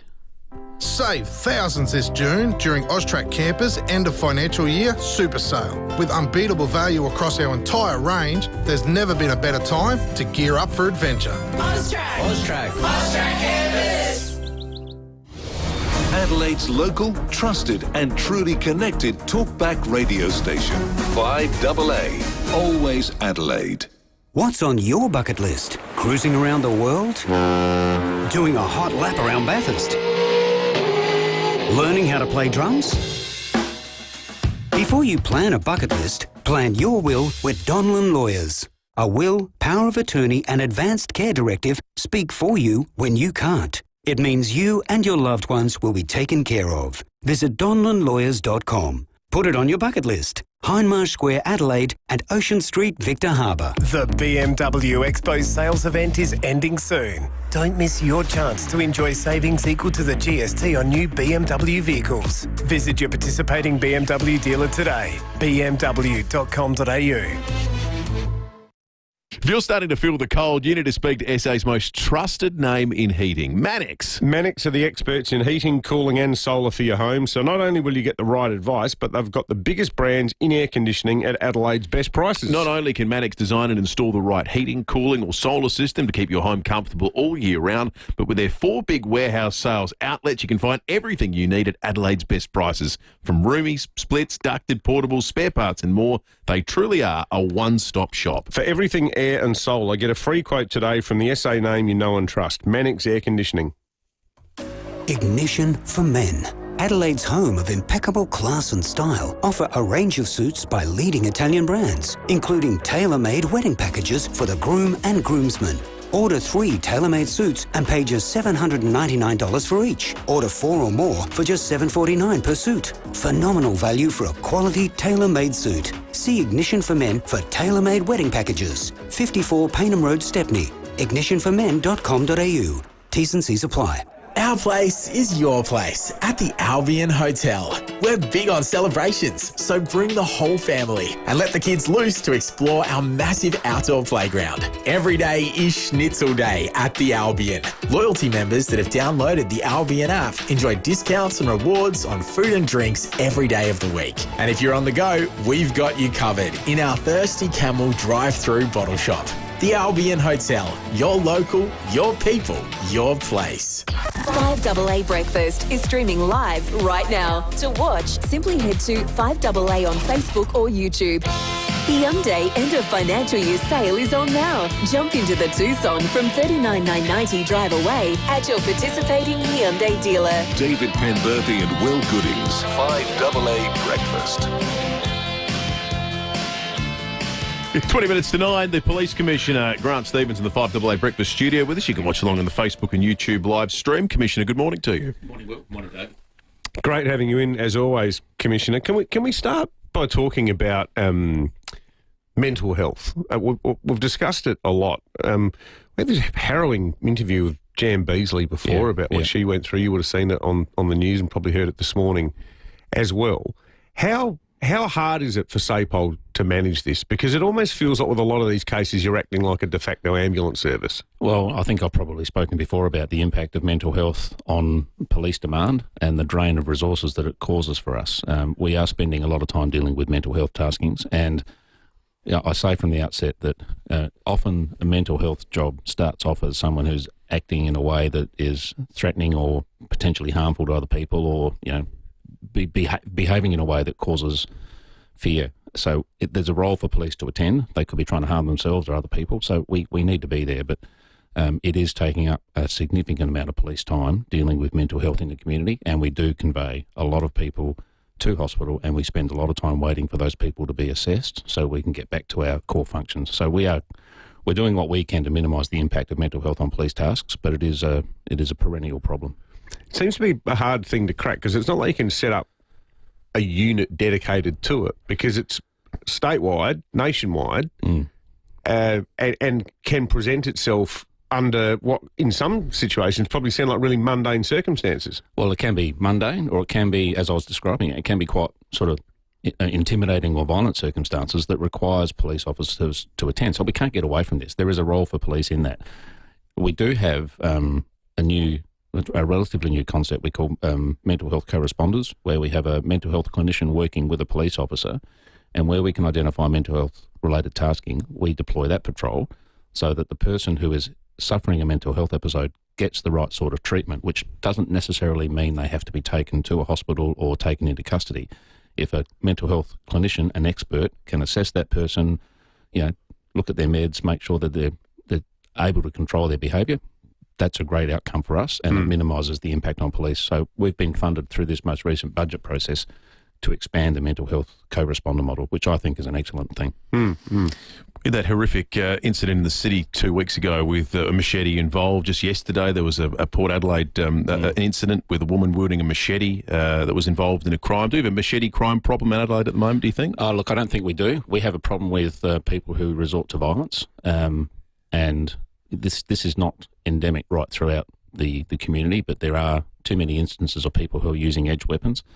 So the new knife legislation, which is about to come into effect, I think gives us some fairly comprehensive abilities to minimise the likelihood of people carrying edged weapons, accessing weapons, and increasing the ability for police to search for those. The issue of machetes, when this legislation comes into effect, will become a prohibited weapon, so there is no excuse for carrying a machete. And there was some argument about a legitimate use for machetes, but there's not too many rainforests in South Australia that you've got to hack your way through. So what if you're cutting brush like out in the Mallee or something? There are other tools you can use for that. So you're happy just having extra powers to search, seize and so forth? You don't see the argument for a total ban? Or well, as a prohibited weapon, that there is no excuse for carrying one, so machetes are effectively banned. Okay. That will be the end point when this legislation comes into effect. But as a police officer, and in terms of giving police more powers, this legislation, arguably, I believe, is the strongest knife legislation in Australia. We will be able to search people using a wand in places that have been gazetted, which will include most major shopping centres, licensed premises, other venues, which means police have the ability to just randomly check people. That doesn't mean the average person needs to worry about being searched, but it gives us more tools to target people we believe might be causing a threat to other people in that precinct. Commissioner, can I ask you about what I thought was a really harrowing court case last week, where this woman, the extent to which she'd been mistreated, abused, harassed, bullied and physically assaulted, not to forget all the psychological torment she suffered at the hands of her partner. Now, he was a senior member of SAPOL, and he pleaded guilty and was rightly jailed, and he's obviously out of the force. But she made some pretty troubling comments saying that he had, rather than being shunned or ostracised, he'd been supported effectively by what she described as a boys' club within the SA Police. You would have seen her comments. Yeah. What's your response to that? Well, I'd start off by saying that a custodial sentence for that particular individual was entirely appropriate. It was a good outcome to see him not escape a term of imprisonment. As for the claims that the victim of those terrible crimes made, we are taking those claims seriously. We do have an internal investigation underway to examine the circumstances in relation to any interaction she had with police and the outcome of that. We have a domestic violence expert, a police officer, oversighting that investigation, so there is complete transparency in terms of what we're looking at. And I will say from the outset that the vast majority of police officers have no tolerance for domestic violence and would not stand to protect one of their own if they are committing a domestic violence offence. And there are, unfortunately, several examples where police officers have been arrested for offences involving domestic violence and currently going through the criminal justice process, and we have a no tolerance approach to that. And anybody who covers up a crime committed by a police officer, they should expect a no tolerance approach to how we will deal with them as well. So when you talk about that internal investigation, could that and should that include things like reviewing some of the taskings involving this officer to make sure that it wasn't hang on, no, it's X. Absolutely. We'll go easy here. We will go right through everything that relate to that particular police officer's involvement in any domestic violence offences or any reports or concerns regarding that victim. And I will say from the outset that anyone who covers up a crime commits a crime themselves, and it doesn't matter whether they're wearing a police uniform or not. So we take this seriously. We're taking the allegations seriously, but I just need to say, to reassure the community, I can't think of a single police officer who would not find that type of action abhorrent and wouldn't take action in the circumstances if they were dealing with it. Just before we let you go, Commissioner, on the topic of inquiries, are we any closer to getting some answers with regard to the death of Gaurav Kundi? No, we are not any closer. As I've said previously, there are several lines of inquiries or investigations underway. We have the major crime investigation, which examines whether there's any criminal offences have been committed by police officers. We have the report being prepared for the coroner, and the coroner will ultimately determine the cause and circumstances of the death. We have an internal investigation that looks at whether there was any breach of our general orders or conduct, and we have the Commissioner's inquiry, which looks at the entire spectrum of elements that would lead to an event like this in our response, including training, looking at our procedures, general orders, whether or not those general orders were complied with. So it is a comprehensive review. All of them are complex and all of them take time, and I won't rush the investigators to a conclusion. I'd rather they do their job effectively and methodically. Commissioner Grant Stevens, always great having you in. Thanks for that. Thanks, guys. All right, we've got some tickets to give away to our Best of SA Gala dinner that's taking place on Friday night at Adelaide Oval. And as we do each and every day in the lead-up, we'll profile a wonderful local South Australian brand and give you the chance to call in on 8223 0055 and claim those tickets, plus a $100 Cheapest Chips voucher, because this morning we're previewing Cheapest Chips. Today I've popped into Cheapest Chips at Mount Barker and I'm talking to the store manager, Tony Roberts. Tony, I'm kind of overwhelmed. I don't know where to look next. There's so much wonderful stock in here. It's just incredible. Yeah, look, it is. We have a huge range of stock, from pets to gardening to food. And yeah, it is. It just overwhelms people as they come in the store. It's a big showroom here. Like, it's just, is this one of the biggest Cheapest Chips? Yes, it is now. It's the biggest one that we have. Now, this is another one of those brilliant South Australian stories. Can you briefly tell me how it all started? Yeah, look, it did. Ian, the guy that founded the business, he used to sell things out of his combi van at Sunday markets and saw this niche market for discount variety. And when the Rubik's Cube was invented, he got a container of Rubik's Cubes. There we go. That's how Cheapest Chips started. So tell me about Hot Buys. Okay, Hot Buys, we have them listed in our catalogues every fortnight. You'll walk around the store and you can see signage for Hot Buys, and they're items that we get into the store that we will put out to the public cheaper than what our competitors do. That's why everyone loves Cheapest Chips, I tell you. Now, just finally, 40 years in the business of retail. What's the key to your success? It's South Australian. People love South Australian. We look for that cheaper end all the time with our cost of living, and you look at what our cleaning products are that are everyday products and they're really cheap, and that's what people like about us. We've also got this initiative that we're running now with is our VIP program. You sign up and there's plenty of offers there. Where do I sign up? It's my birthday next month. Online or at the registers as you're leaving the store, because I see you buying something. So yeah, sign up like that. Yeah. Tony, I'm not just buying something, I'm buying a whole lot of stuff, but don't tell anyone. I loved coming out here at Cheapest Chips at Mount Barker talking to Tony Roberts. Thank you so much for being part of Best of SA. Yeah, thank you, Jane, and thank you for coming out to Mount Barker.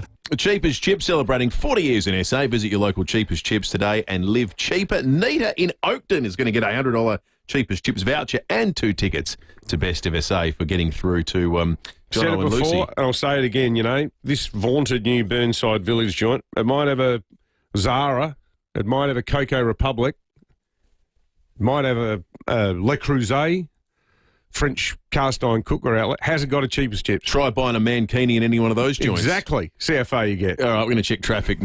I'm off to Findon. We found someone born to Fulham. We found someone born in 1944, by the way. We're giving away a Care Alert Smart Dialer. We span the wheel, and we've got an 81-year-old who has called in, and we'll get that Care Alert Smart Dialer. We'll do that in just a moment. First, we'll check traffic. Visit Jarvis Toyota's new home in Brighton Road, Somerton Park, for savings across the Toyota certified pre-owned range. At Tea Gully, roads closed due to a burst water main. North East Road at Haynes Road, detours in place through there. Another burst at Hahndorf, Mount Barker Road near River Road. We are slow for works at Kidman Park, Findon Road near Beltana Street, and getting busy at the moment at Salisbury Heights, Main North Road near Target Hill Road. A couple of cameras around this morning. Where did I see them? Here we go. Military Road West Beach in South Heros in the Parklands today. Big grunt, bigger value. End of financial year Navara deals on now. Visit your participating Nissan dealer today. Full terms at nissan.com.au/offers. Adelaide's most accurate traffic on 5AA.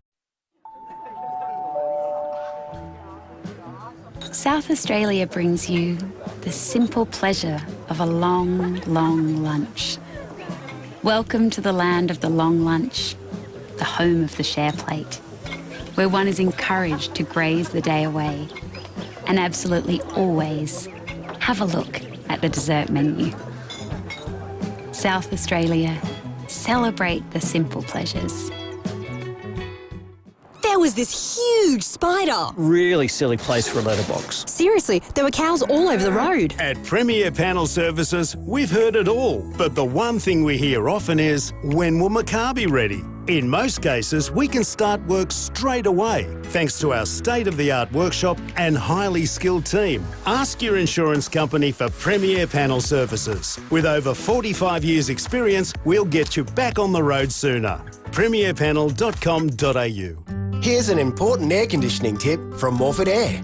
Never give your teenagers control over the aircon remote. Your energy bills could go through the roof. Instead, for summer, set it around 21 degrees. It's the most energy efficient temperature. And if you turn it on early, before the teens are out of bed, your system will have less work to do, keeping your home cool all day. When it's too hot or cold to bear, reach for the Morford Air. morfordair.com.au. Morford Air.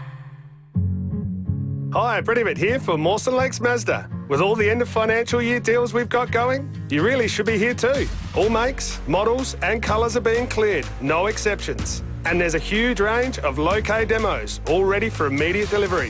Plus, you'll get free on-roads, free stamp duty, free 12-month rego and $500 worth of accessories. No gimmicks, just great deals. Mawson Lakes Mazda, Salisbury Highway, T's and C's apply. Hyundai end of financial year sale is on now. Jump into the Tucson from $39,990 drive away at your participating Hyundai dealer. David Penberthy and Will Goodings, 5AA Breakfast. 6 minutes to 9, we're going to Carol Alert Smart Dialer giveaway. We'll be doing that in just a moment. We'll be chatting with someone who was born in 1944, the year spun up by the wheel this morning. Well, over the last few weeks, all the attention has been around the appointment of a new Vice-Chancellor for what's now known as Adelaide University. The merger talks have dominated the headlines. Well, Will and I, our alma mater, Flinders University, has won some major accolades in the coveted Times Higher Education Supplement. A standout year for Flinders, where it has been recognised for a whole bunch of different achievements in terms of maximising the access that people have, people from different gender backgrounds, economic backgrounds, in terms of getting access to the university, and also its commitment to sustainability. The Vice-Chancellor of Flinders is Professor Colin Sterling, and he's in the studio now. Vice-Chancellor, good morning. Congratulations. A great accolade. Yeah, thank you very much. And look, the Times Higher Impact, these are the impact rankings, and the impact rankings are measuring universities not by the academic work that we do, but the impact that it has on our students and on the community and society at large. So the impact is about the impact that we have on young people's lives and their career prospects, but also then in society on major issues that are a challenge for us globally. How does Flinders fit in with the new sort of, monstrous new mega uni that's emerged? Does it give you a sort of a different branding or messaging opportunity against the behemoth that's now the combined Uni SA Adelaide Uni? Oh, look, I always, just wish my, our sister university all the best. What we're going to do is to continue to be very good at what we do. We'll be good at the things that we're really good at. And that means that we'll be giving our students a terrific career opportunity, terrific experience at Flinders, and we'll be the best that we can be. Mm. In terms of access for young people, I know the history of Flinders was sort of seemed to democratise access to unis. What do you see as the big challenge now for young people in terms of getting higher education? Look, there's probably really two elements to this. One is that, and the key really is that if you look at, say, for example, the Skills Commission estimates that nearly 80% of jobs in the future will require a tertiary qualification, 80%. So what that means is, from a societal perspective, we need 80% of our population to have those qualifications. Otherwise, we don't have a competitive workforce. Mm. But from an individual perspective, it means that individuals who don't then get that qualification, they're locked out of high-paying jobs in the future. So that's a really severe impact. So if we can increase the number and the proportion of students that are getting their university qualification, then we're improving the job prospects, their life prospects. Well, congratulations, Vice-Chancellor. It was great having you in here too. Terrific stuff. Thank you. Thank you so much. All right, congratulations to Doug in Cherry Gardens for just simply being born in 1944. Doug, you got a Carol Alert Smart Dialer coming your way. What's your earliest memory? Oh, look, my parents moved to Whyalla when I was 2, so most of my understanding was from, growing up in Whyalla. But I was actually born in Adelaide. Obviously, end of war, but I didn't know anything about it because I was too young. Nice thing not to know about, Doug. That's right. You're a year One away of the from original baby my mum. boomers there. Yeah, absolutely. Good on you, Doug. Congratulations to you. God's country. Use too, your home regardless. care package through My Aged Care or NDIS for a Care Alert for free. Visit carealert.com.au. That's all from us. Graham Goodings is coming up.